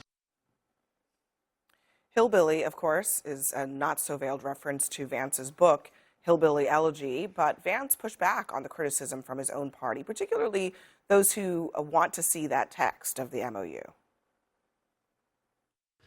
Why do they believe Iranian propaganda only about one thing, the peace deal? They don't seem to believe Iranian propaganda, rightfully so, about anything else. I just don't think that people who are criticizing this, one, they're not actually dealing with the reality of what's in it. And number two, they don't have an alternative. If your alternative is just to drop bombs without any clear goal or any clear American interest implicated, then you're not making the wise decisions on behalf of the American people. The president is, and that's why we're in this position. So a couple of opinion pieces today suggesting that Vance is being set up, Camille. The Washington Post says, good luck, J.D. Vance. I sense a setup. The Bulwark says J.D. Vance is being set up as the Iran deal fall guy. I even saw our friend of the show, Batia, saying this kind of seems a little bit like the Kamala Harris, you're in charge of the southern border moment. Is he being set up, you think? I just left Batia about 20 minutes ago, or however long ago we started this. And she said pretty much the same thing to me. Listening to Ben talk there about Hillbilly Obama and you making that connection between the title of JD's book and what Ben said, it's a bit like trying to decode rap lyrics, like the beef here. And it's hard to ignore the parallels to Kamala Harris being sent out as the border czar to actually try and talk about what is likely the most unpopular issue for the president at that time, and J.D. Vance doing something very similar while almost no one else from the administration is visible or vocal about this right now. Where are you at, Marco And Rubio? if you're going to talk about the deal being misrepresented, it's easy to misrepresent a deal that no one has actually seen. They refuse to Yeah, I release thought the that was text, interesting about him saying the propaganda piece and how people are choosing to believe Iranian propaganda. Okay, well, there's a very easy way to dispute that. Release the text. And I think that the reason that he is being put up as the fall guy, as my employer, the Bulwark, said it recently today, is because 64% of Americans believe that Trump made the wrong choice to launch this war with Iran, according to a new New York Times Siena poll. And now it seems that JD is the guy stuck trying to sell this to the American people. But the thing is that JD is trying to distance himself. We've seen in reporting how there have been leaked reports about how he was the one in the Situation Room telling Trump, hey, I don't think this is a good idea, but I will support you. And I know how that works. There is someone clearly in his camp who is leaking that to a reporter. So that way he can set himself up for a 2028 run and show, hey, I was actually pushing back on this. I warned the president, but he also has to toe a line and stand by the president and his decision, something that Kamala Harris did not do very well. I don't think that she positioned herself well enough when it came to something like the border by creating that distance between her and Biden. She wasn't really willing to criticize him. And it seems like we're seeing J.D. Vance start to lay the groundwork for that. Well, so Ben Shapiro says in the Wall Street Journal, the American people don't like war. They like even less losing wars. If this deal is perceived as an American loss and the vice president brokered that deal, then the political consequences will be significant. Now, I actually have to say, not even sure that you can blame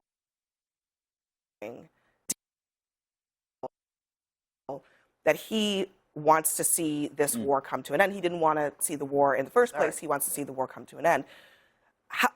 That might be an okay thing if this president hadn't made the case that being sort of a fighter was the whole point, that we were going to win, not because we conceded, but because we bombed the crap out of them. And if it looks like we conceded, that seems to be the opposite of what Trump is trying to sell to his supporters.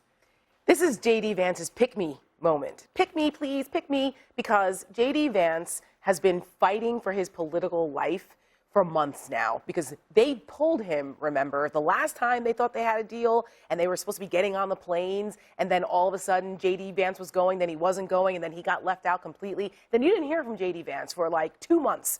Marco Rubio has been out front. You saw a lot of Marco. Marco was giving the press conferences, in the press briefing room. I don't know how my email got on a Trump fundraising list, which is a lot.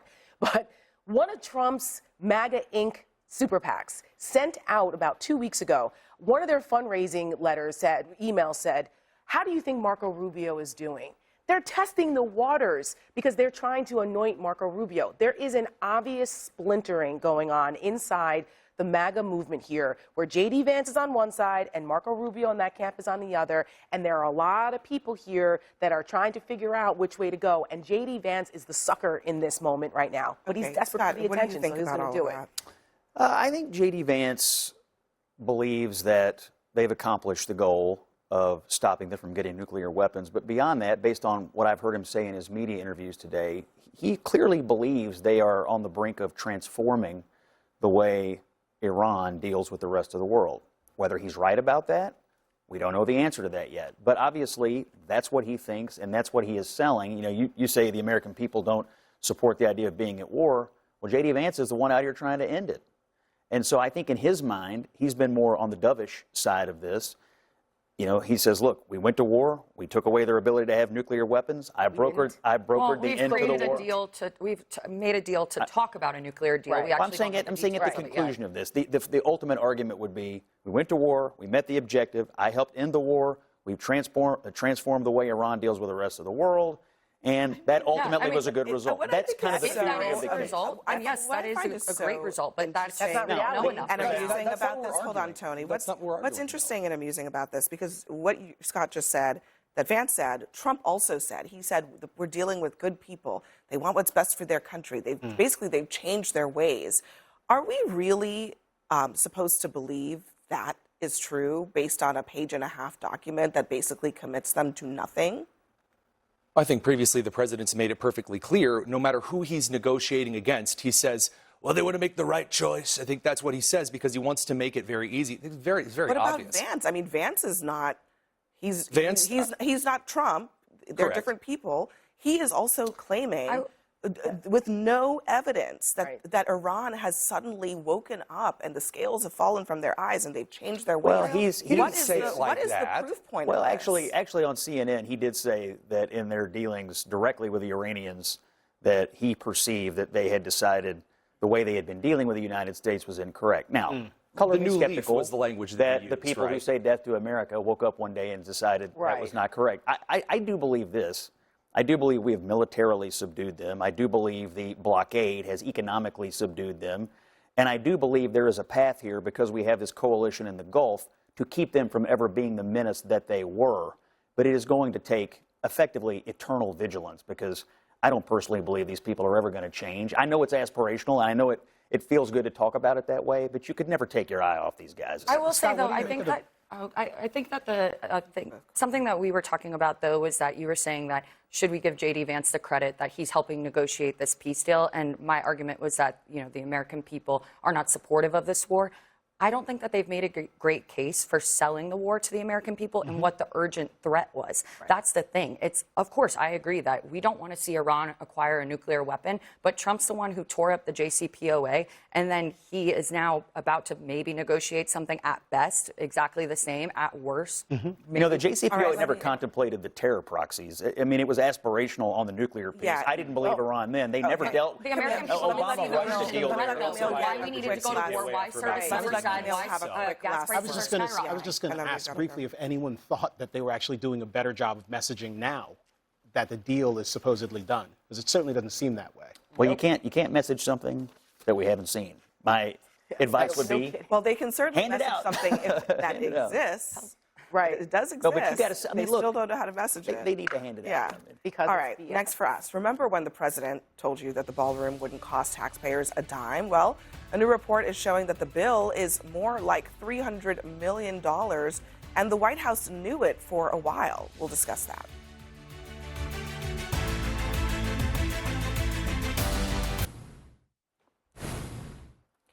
For months, President Trump has insisted that his new ballroom wouldn't cost taxpayers $1, but the new report in the Washington Post disputes that. According to a contractor estimate obtained by the Post, the White House was told that the ballroom project could cost $600 million, with more than half of that coming from taxpayers. And by March, the federal government had already approved work totaling millions of dollars in public funds.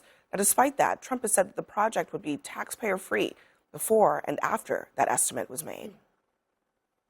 We have no taxes. This is taxpayer-free. We have no taxpayer putting up 10 cents. We did this no charge to the taxpayer whatsoever. And I'm paying for it. I'm paying for it. The country is not. We're donating a $400 million ballroom. Myself and donors are giving them free of charge for nothing. It's being paid for 100% by me and some friends of mine, donors. Rich people and people are putting up the money. Zero taxpayer dollars. Man, just tear the building down and pay for it later. Yeah. With taxpayer dollars, no less. Sounds like that was a lie, that it was going to be completely privately funded. And my question then is, why isn't Trump the one fronting the money? If it's going to cost $300 million for taxpayers and he's going to stick us with the bill, I don't understand why a man worth $7 billion who has seen a $3 billion gain in the last year because he's profiting off the presidency can't be the one to foot the bill in a time when so many Americans are struggling. It's just completely out of touch and elitist. And I will note, though, there is a need for an upgraded space at the White House to host events. I'm not willing to dispute that. I just think that the way that he has gone about this and messaged it is completely out of touch. I mean, so many people are struggling right now, and at a time when gas prices are skyrocketing, grocery prices They're have actually yet to coming come down, like Well, 50 cents over the last month. But we're going to see them Oil, continue. $72 a barrel. Well, it's still going to be high for the next few months because it's not going to come down immediately, even if they It's come down negotiate a deal. precipitously over the But last that's not what we're Gas talking about. We're talking prices about are high. I know it's a great and talking American point. Listen, I don't think we should. We're talking Gas about- prices are high. I know Let's you not want to argue talk about that right now It's and high not because talk about Trump I'll lying about address- the that makes ball. no I'll address your sense. exact But But why let's- can't but he let's honor talk his about- promise that it would be but let's talk privately about funded? what Sarah's talking about, because again, this is about a year, maybe less than a year, after a whole bunch of talk about government waste, fraud, and abuse, about things that are being spent on taxpayer dime that shouldn't have been spent there, about a lack of oversight, about pet projects by partisans. How does this not count as that when there's a clear lack of transparency on this issue of Trump wanting to create a ballroom really for his own vanity? So to answer her question and to then your build on point there, because again, answering the direct point that she made, said it would be really kind of weird for the administration to do a big, huge, man, we're going to pay for it all and then turn around with all of these rich people and rug pull the American people. Here's the issue, though. In the Senate bill itself, and I know because I read the entire bill, kind of a cool thing you can do. In the bill, it said you cannot use any of these funds for the ballroom style furnishings in the middle of the building. There are security expenses above. You can raise the eyebrows, but in this case, do you not agree that after the drone terror planning over the weekend, there should be defenses on top of the White House? You're actually disputing a completely different thing. So the Did first the contract report hold on, only the first thing center is on the main ballroom? that Senate money, that congressional money, is no longer. They're not doing it. It's not in the bill. Right. So the second thing is, Trump said this would be $300 million paid for by him and his friends. It turns out that's only half of the money. The other half of the money is coming from the taxpayers. How do you explain that? Again, so the President of the United States made it clear that the inside of the ballroom stuff, like the actual ballroom inner side, not the bulletproof glass windows that can't be bought by private donations, the Department of War has to approve certain aspects of that. So you really think that people are going to be okay with this idea that, okay, the furniture and the lighting, that's going to be paid for Yes, by let's put a my tarp and friends, drywall for the defenses on top of the White House. But hold on, but everything else will be paid for by you, and we just won't tell you. No, we're being Why- clear why- about okay, wait, the expenditure of So funding. he Why did knowingly they lied say then so? when he said that this would be 100% Right. privately funded, that it would cost $0 to the taxpayer? He said Did he knowingly $0. lie then? Because I see the point that you're making, but he tried to sell it one way to the American people, and that's just not the truth. And instead of being the one to now put up the money, he's going to stick taxpayers with the bill, and that just doesn't seem like a fair thing for taxpayers. minimum, When the it's a vast majority of the American people will never step foot in this ballroom. And I don't understand, From the because I think I beginning- would rather see my taxpayer dollars go toward quite literally anything else. Anything else but this. Look, from the beginning, This has been a terrible, non-transparent thing. Remember, they bulldozed the East Wing in the, shocking Literally the world. Oh, those Literally poor office bulldozed cubicles. it. You It's can the poo-poo people's it all house. you It want. is the It's not- people's house, and there is a exactly. process And, that and, there is and a they process, violated and the he could have law, gotten and they were congressional taken to approval. court for it. The White House, a historical association, the National Preservation Society, like all these people were going, oh my God, there is a process for this. And then what This happened? administration completely bypassed that bypassed process it. because he said, I'm going to do what I want to do. Come after me later. So now you have this despicable hole in the ground on the White House lawn, and they're going, well, it's not going to cost you anything. No. It's going to cost $200 million. Then it was $400 million because he doubled the size. This whole BS about the drone port on the top and all that came months later after Trump was obsessed with You this do realize in that every the single recent meeting, rise bringing in up the threats based stupid on terror matters gilded and drone ballroom situations He while went to a people Knicks were game the other suffering. week. He went to a Knicks game the other week. I understand. I want to see the first family and the president be safe. Of course, I pray for their safety. That is something we can all agree on at this table. But it is disingenuous to say that that is the reason for this ballroom. He initially wanted it for a vanity project. That's correct. And yes, I agree. There is a heightened threat against him, and that is something that we didn't need to have be to- cognizant you said- of. they didn't But have then he to do shouldn't it be this way. going to Realize Knicks that games. He MSG shouldn't be is different than hosting hosting a a Fourth of Digger July. He shouldn't be ceremony hosting a at the Fourth of White July House. rally. Two different He things. shouldn't be doing Go those ahead, things. Scott. These are red herrings. You said you want them to be safe, but you also said you want your tax dollars to go for anything else other than this. Other truth than a is- ballroom. And the bunker below it. The truth is, You were there's, forgetting the fact that that is part of the project according to the Washington That- he Post. never brings that Scott up. finish his thought. there's Go two ahead. parts to the project. There's the social space, which I think you acknowledged is needed, and now they're going to have But to he build could have that. gone And then through the there- proper and then there process to is- get it approved. Then there is the security space. I read the Washington Post reporting on this tonight. 3 experts who reviewed the documents related to the project said it was appropriate for the Secret Service and the White House Military Office to pay for parts of the project that fall within their mission. Oh, Nobody's the arguing mission that. is Hold on. keep the first family and the White House Scott, safe. Where is the telling the truth part to the American Right. public? That's the issue. Yeah. Is that when Trump says, I'm initiating this project and it's not going to cost you anything, and then it ends up costing $300 million of taxpayer funds, that's being deceptive. I think they should tell the American people every single dollar that's going into this, private and public, and I think they ought to tell the American people exactly why and how this is going to be the most secure building in Washington, D.C., because that's what we deserve. You know what? It- That's it- something it that has they been the should most- have done from the beginning. a year ago. That's right. Before they tore That's right. a brick off of that building. Because actually, and Tara But we can talked do about both. this, you know, in the litigation that's ongoing about this, one of the big issues is that that's in the plain text of the law, that they do have to go to Congress That's right. to authorize major projects at the White House. And they did not do that. So they're going to have to answer for why they defied the law and then are trying to spend $300 million in taxpayer funds without authorization from Congress. These are going to be questions that have to be answered. And in the meantime, there's a hole in the ground. And I think at that the that's White my House. argument is that So, it was the yeah. way in which he went All right. about it, not that there is a security, like a lack of a security need or anything. He just should have gone about it in a different way and been upfront. Because And that's to not what it add- was about. All right. And next for us, to add to insult to injury, we've got a reflecting pool that now is covered in green algae. What the president is trying to do about it right now.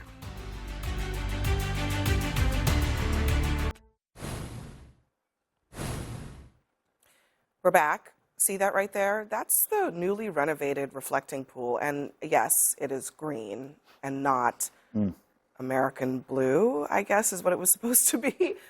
Look, this is $14 million of taxpayer dollars as well that went into that project. And now they're pouring literally by hand gallons of hydrogen peroxide into the water to try to kill the algae. I don't even know what to say about this, except that maybe this is why a no-bid contract is not the best idea. It's idiocracy at its height right here. I mean, when I saw the pictures of them literally pouring hydrogen peroxide into this, I just was like, oh my God.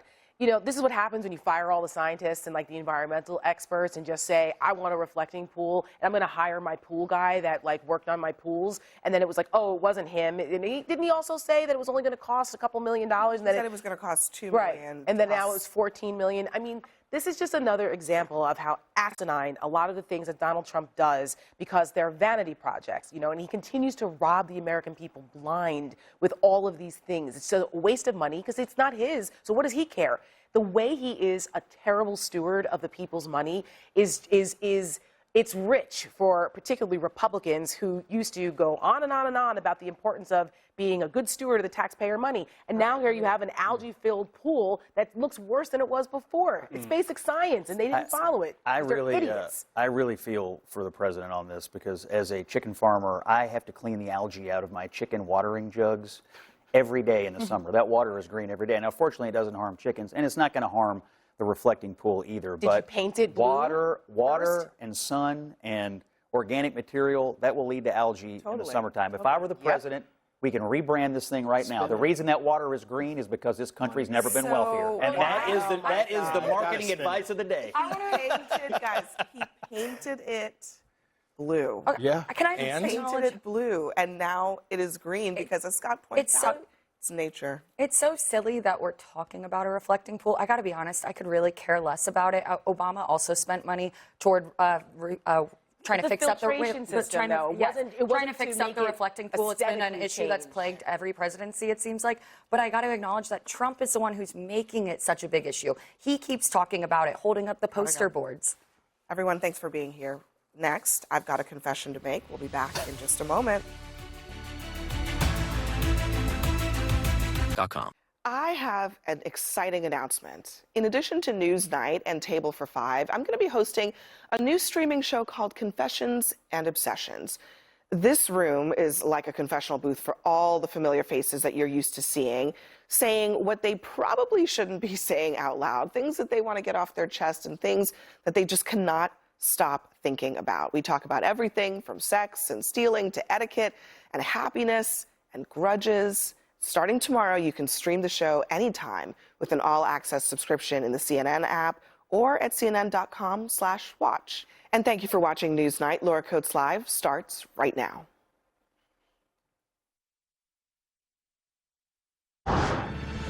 Tonight, the Iran agreement is still under wraps, but Trump's team is already trying to manage expectations by downplaying what's in the actual text.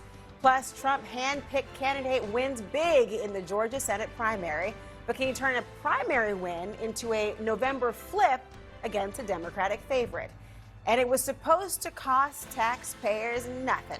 Now, Americans may be footing half the cost of Trump's White House ballroom. That's all coming up on Laura Coates Live.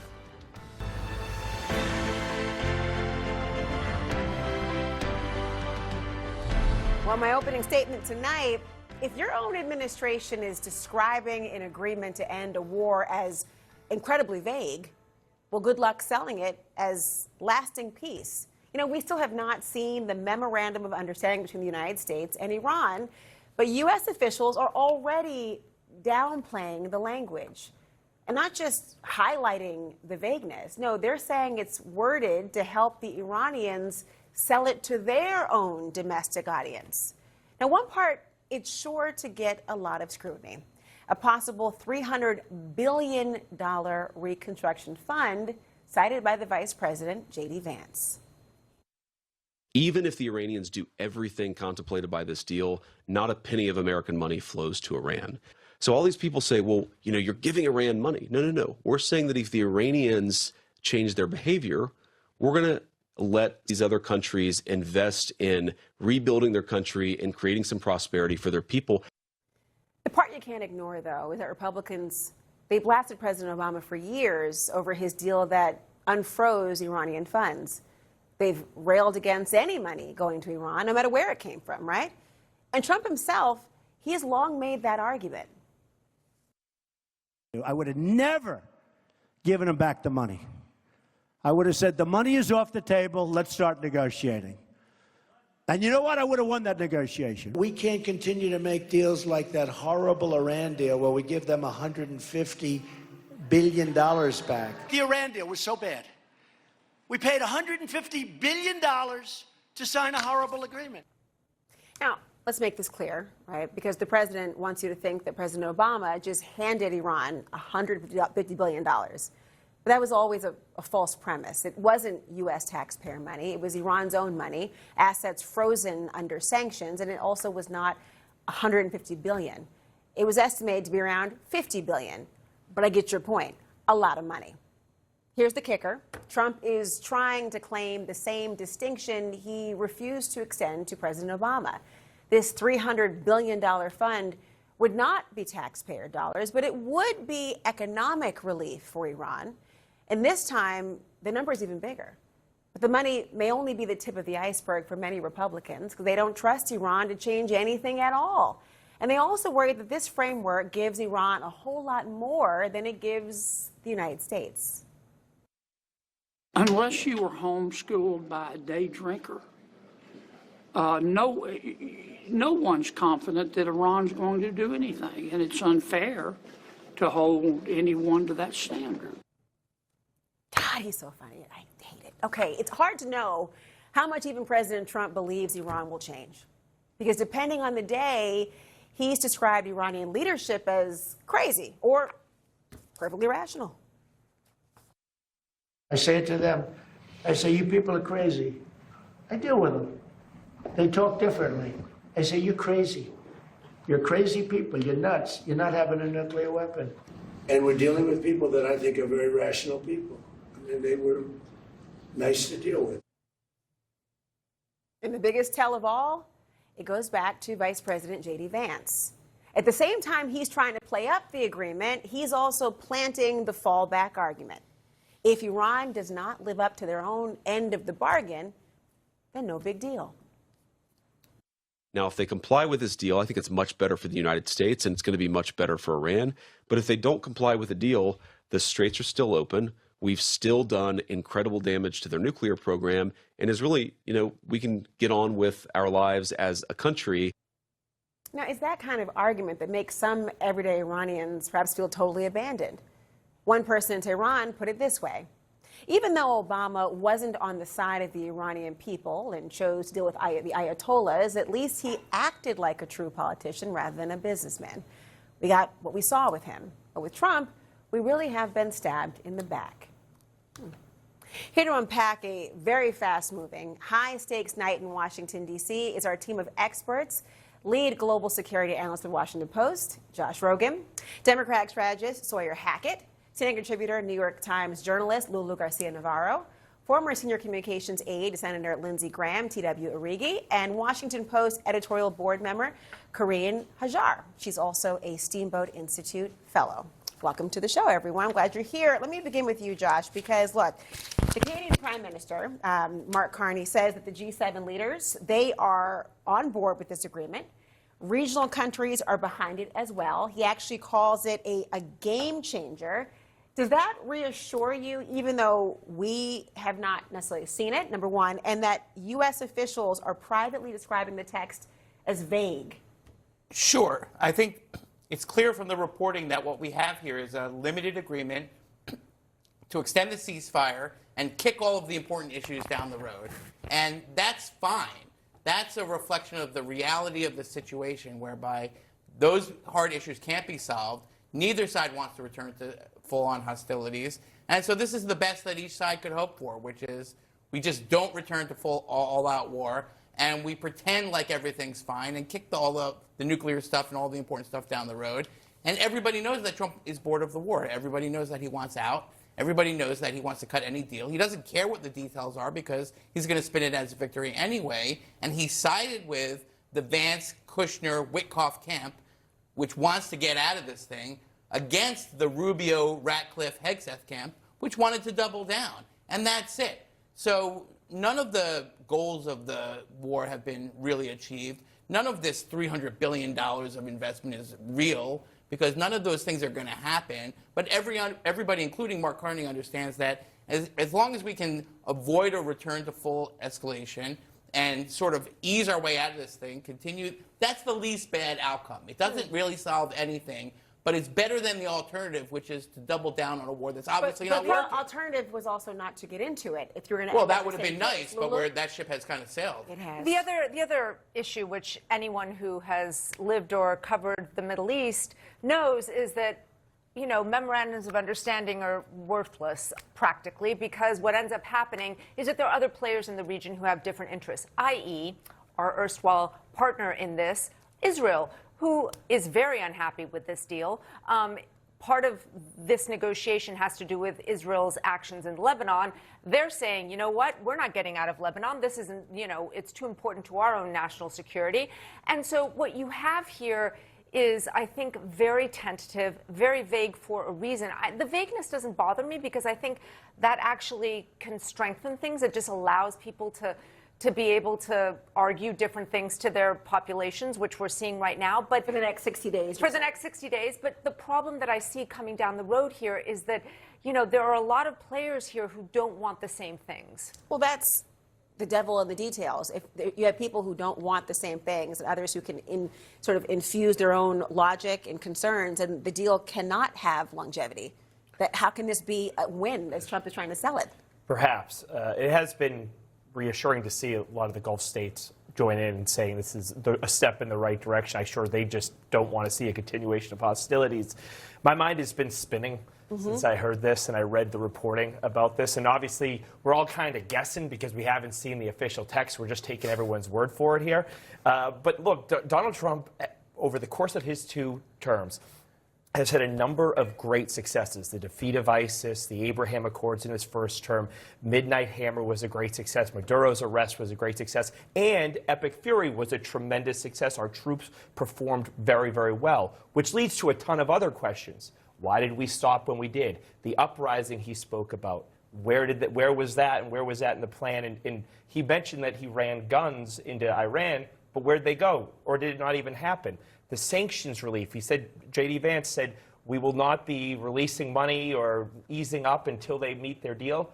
Well, we're hearing reports that may have already been done. And why do these questions give you pause? Is it because you have a trust, you're not trusting what they're saying at this point, or because the American people deserve these answers in real time? What's your ultimate point? It's because I don't trust the Iranians at all, and I want clarity by the administration. Look, I'm going to give them the benefit of the doubt here in the negotiations because there's so much we don't know.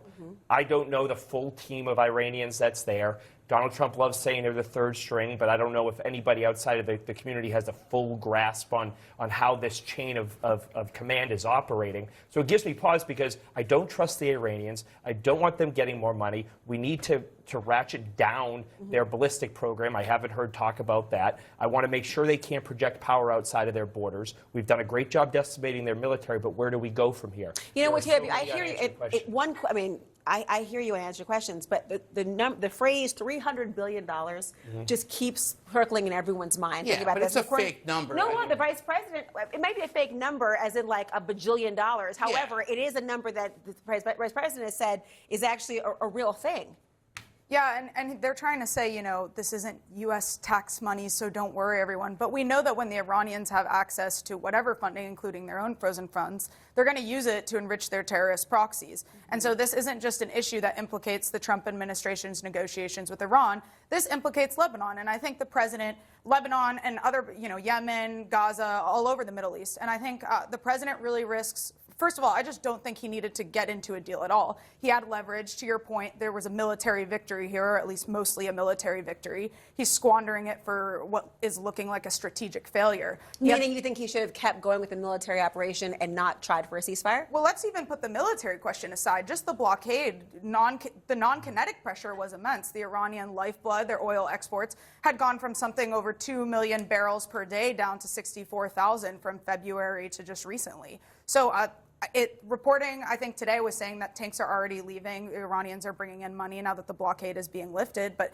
we know where that money goes. They've shown us where that money goes, and it's going to go towards more terrorism. I mean, it's a surrender, but it's better than, I think, a lot of the other options. And it's cutting our losses, essentially. But the real cost is not to the United States. It's to the Iranian people because Trump said help is on the way, and help was not on the way. And now this deal will enshrine the Iranian regime and for a generation with American support and cooperation, and send a message to people all over the world who are brave enough to stand up to their dictators and despots that when America says help is on the way, that doesn't mean anything. But he was and that's the never real cost of this, is that we've promised the Iranian people that we care about their lives, and now we are throwing them to the wolves Okay, no matter what happens with the $300 billion or the Straits of Hormuz, those people will have to wait another several years before they get another chance at dignity. But here's the and that's thing. partially our fault for raising their hopes and then squashing them unceremoniously because Trump just changed his mind and doesn't care anymore. If that's all true to the people of Iran or the United States,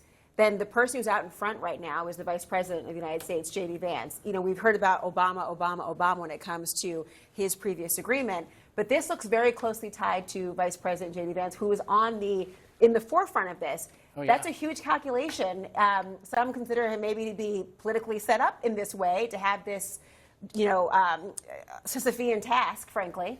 But is this the political consequence by having him out in front, or is that sort of a in-the-weeds palace intrigue? I can't tell if this is like a punishment for J.D. Vance because he's been kind of out of favor with Trump and the kind of insider circle at the White House. But it's hilarious watching him defend this deal, which obviously we still haven't seen the text of, given the fact that he has been such a staunch advocate for avoiding these foreign wars, and now he's got this. They're essentially just hanging this albatross around his neck ahead of 2028, and it seems like this is Trump's doing, essentially saying you're going to go out there and defend this polished piece of crap that I put together, and he's going to have to. A beetle ball. I Right. use that example. It's just in text. There you go. What do you think?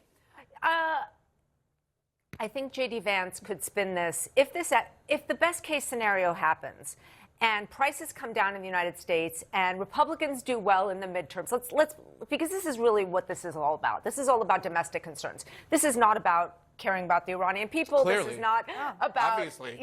any other thing other than the domestic concerns that face this administration at the Trump's moment. boredom. And yes, Trump's boredom, but also, the pressure that he's under, frankly. His popularity numbers, to say the very least. And so, what I think is, if the best case scenario happens, and I'm trying to polish that turd, let's make it a That's the thing. word I didn't use. Sorry. Anyway, if the best case scenario happens, he could sell it that he, basically negotiated a deal that actually delivered the midterms to Republicans. Yeah, but he ended a war. Is how he's going. Well, is not how yet. he's going. After No, starting. Well, Not he, yet. well, Not he yet. helped end a war. Yeah. He had a hand in ending a war, and that is That he why started it is for no clear- reason. Well, And spent hundreds of millions of dollars. You don't get credit Hold for on. I wouldn't for say editing He means wars the vice that you president. started. Right, He means the the vice vice He president. created a mess and But- then he half cleaned up his own mess. That's That- not an accomplishment that you can run on. I wouldn't say J.D. Vance did, and I do think it took courage to take those strikes with Epic Fury, to take out the Ayatollah when he did and had the timing to do it, and taking out other senior leaderships. I think that takes a lot of courage. The question is everything that came after that, Yeah. and why it's this right now. We replaced an 84-year-old Ayatollah with a 54-year-old Where is Ayatollah. he? Who's Have we seen him who's yet? even Where he worse. is? And gave him Good $300 job, billion. everybody. Oh, Congrats, wow. everybody. What a cliffhanger. Yeah. Thank you, everyone. Stick around. We'll be taking your questions, of course, and comments tonight, because in this program, we want to hear from you. Text us at 818-972-7272. Yep, that's the real number. Include a first name, your city, your state. The panel will take them on later in the show. But breaking tonight, Trump's endorsement gets the job done again, this time in Georgia's high-stakes race for the Senate. So what does it mean for his opponent, Democrat Jon Ossoff? And what's with all the 2028 buzz he's now getting? And later, from the ballroom to the reflecting pool, Trump's remodeling projects face some new questions tonight. So what do you think about the reflecting pool behind you? How does it look? Not good? No, it's not good. I mean, it looks green. The midterm train pulled into Georgia tonight as Republicans decided who would face off in the hotly contested races for both senator and governor. In both races, they tested President Trump's endorsement power. Yet the Senate runoff race, Trump's hand-picked candidate won. Congressman Mike Collins beating the former University of Tennessee football coach, Derek Dooley. Collins now will advance the general election where he'll face the incumbent Democratic Senator, Jon Ossoff. We're Republicans now. We're going to have some robust primaries out there. Sometimes we got some strong disagreements. But I can tell you one thing. Now we stand united around one mission. But Georgia Republican voters went a different direction in the governor's race. They chose billionaire businessman Rick Jackson over Trump's pick, Lieutenant Governor Burt Jones. He'll face former Atlanta Mayor Keisha Lance Bottoms in November. My panel is back with me. TW, let me ask you, because, look, the candidate that Trump endorsed beat the one Georgia's own governor actually endorsed, and of course that's Derek Dooley. And Georgia has always been a kind of unique anomaly in some respects when it comes to Republicans, whether they go Trump's way or not. Will those endorsements ultimately work in November? Well, we'll have to wait and see. In this race, you have to remember back in May, in the first iteration of this primary, Collins won by 11. Dooley just never really took off. Now, I don't know if that's because he coached at the University of Tennessee. I don't know if that was just how he ran his campaign, but it never took off. And it just was sort of stuck in the mud, but he was a close friend of Kemp's, and Kemp's had his back from the day he announced. In the governor's race, now that one's interesting, because both Trump and Kemp last minute endorsed the Lieutenant Governor Burt Jones. However, they are facing off against a billionaire who spent $130 million of his own money in that race. And that worked. Look, he's got a tremendous story. He cuts this grandfatherly image, and I think he's going to be a handful for Keisha Lance Bottoms come November, just given his resources, his incredible story, spending time in orphanages, building an entirely successful company from nothing. That's going to resonate, especially when contrasted by a Biden-era appointee, and she's going to have that hung around her the entire time. I think the governor's race, better odds for the Republicans than in the Senate, where even though the Republicans probably a slight favorite, Jon Ossoff is in really strong position in a lot of. You seem to agree. You're nodding. Yeah, and Collins is just not, I mean, just down to the numbers, Collins isn't going in with the same amount of money that Ossoff is. I think Collins hasn't even broken $5 million last I checked in fundraising. So that's going to be an uphill battle. And I think that the Dems are looking at Maine and they're really sweating. They need at least 4 seats to flip. And so they're going to put a lot of money to make sure that they can hold on to this seat. And also, I think Ossoff's in a good position. I mean, of all the people that could be, running in this seat, he is a formidable sort of orator. He's already a known quantity. He's got name recognition. I mean, I do think that it's the Democrats to lose. But he called Collins tonight a bigot, an anti-Semite. He called him corrupt. And of course, Trump's also endorsed other candidates who've had some pretty questionable backgrounds, like the Texas AG Ken Paxton for Senate. Is Trump hurting or helping the Republican chances by his attachment when you talk about the strength that potentially Ossoff has? Oh, he's definitely hurting their chances. I mean, like, you look at this primary, and really the only kind of litmus test for Trump was whether or not the candidate denied the 2020 election. That's why he ended up endorsing Collins. And yeah, he's going to end up facing off against Ossoff, who is a strong, articulate, young, handsome, formidable candidate who's already being talked about as a potential 2028 candidate because he's able to kind of put together this message that's both populist, but also kind of speaks to the corruption element of what's going on in the White House right now. The contrast between somebody like Ossoff and Collins will be crystal clear for voters in November. I mean, Trump looms large in all these races, particularly when he has an endorsement. I mean, and Democrats are looking at and thinking about the potential for winning, especially when you've got, speeches like this that Ossoff has made. Listen to this. Just listen to this. Last September, the president of Kazakhstan calls Donald Trump and says he wants to grant tungsten mining rights to an American company. And the very next month, Eric and Don Jr. get a stake in the American company pursuing the mining deal. The Mar-a-Lago mafia has taken American corruption to spectacular new heights. When you hear this and the way that he is, I mean, who can bring up tungsten and have a winning argument in a campaign? Shout out to the periodic table. But let me ask you on this point, it's W, by the way. It was a science project when I was in high school.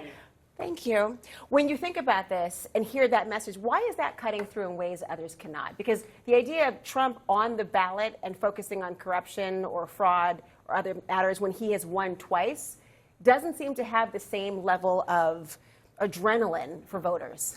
Yeah, I mean, honestly, I think it's mostly kind of his charisma and his articulation that's able to kind of cut through the noise. I mean, all of us on social media have been screaming about Trump's corruption for a year, and it's been hard to get voters to even perk up about, billions of dollars that Trump has lined his pockets with over the past year. He's done so, both with the kind of spotlight of a Senate race, but also, I think, just incredible political skills, You know, as a freshman senator, he's you know ushered through a lot of legislation. He's kind of been Democrats' like go-to messenger when it comes to articulating the corruption you know message, but also building it around you know a positive, affirmative vision for the country that I think sounds like a 2028 candidate. Doesn't necessarily sound. What like about something. independent voters? I want to hear your views on this because we hear about Democrats and Republicans, but we know there's this new CNN poll that reveals 47% of Americans call themselves independent and they do not identify with either party. How does that impact the way these types of races must be approached? Well, I think I'm just curious to see where this is coming from because it could be coming from the right, from Republicans. A lot of people feel that the president hasn't fulfilled a lot of his promises from the economy to the Epstein files, or if it's folks who are still, if the Republican Party is still having an exodus of Republicans who, the type of people the president would call rhinos, more established Republicans. So that matters. And I also wonder from the left, from Democrats, how if people still think the party is too far to the left. Some polling suggests that that is still the case. But to Ossoff in particular, I think that it's not just that he's a charming and great orator, and that's not the only reason he's getting people's attention. This is coinciding with the president's just plummeting approval on his handling of the economy, not only with independents, not only with Democrats, but even some of his core constituency, including non-college educated white voters. He's less than a majority right now approve of his handling of the economy. So I think all of these things are coming together and really hurting the president right now and helping young and articulate Democrats. And I think the coalition that Trump built in 2024 is fraying, and Georgia's a really good example of that. It's a population with a lot of Asian Americans, a lot of Latinos, and a lot of African Americans, and so he managed to claw away a lot of that group in 2024. That coalition, if you look at polling, is no longer there in that same way, and so I think it's going to be a sort of anchor around the neck of any Republican. I would push back on that slightly. If Donald Trump was on the ballot in Georgia this upcoming November, he's the odds-on favorite to win Georgia. And YouGov just came out with a poll today about the generic ballot. Democrats are bleeding on the generic ballot. They are up 2 currently. In 2018, according to YouGov today, in 2018 they were up 14. Hispanics, Ds are up 4. In 2022 they were up 21. In 2018, they were up 40. In the young vote, they were up 11. In 2022, they were up 28. In 18, they were up 35. The problem is don't mistake Donald Trump's unpopularity currently for Democratic popularity. They still are dogged by what Rahm Emanuel said was woke and weak. And the party is still seen as that. Ossoff's plus is that he has kept his head down for a lot of this term and done a lot of work in the state, and that's helped him. But that's why I'm saying it's not a generic ballot, right? I mean, when you look at the generic ballot, sure, if you're looking at it that way, but we now have the candidates, and that's why I'm saying, like, I just don't see it. Just the brand's weak. Stand by, everyone. I saw you sneak that in. Up next, the algae strikes back after millions of dollars and countless minutes spent promoting it. Is one of Trump's favorite projects all mucked up? Plus, a report reveals that, yes, taxpayer money, and a lot of it may be needed to fund the ballroom. Will Americans be on board? We'll debate it next.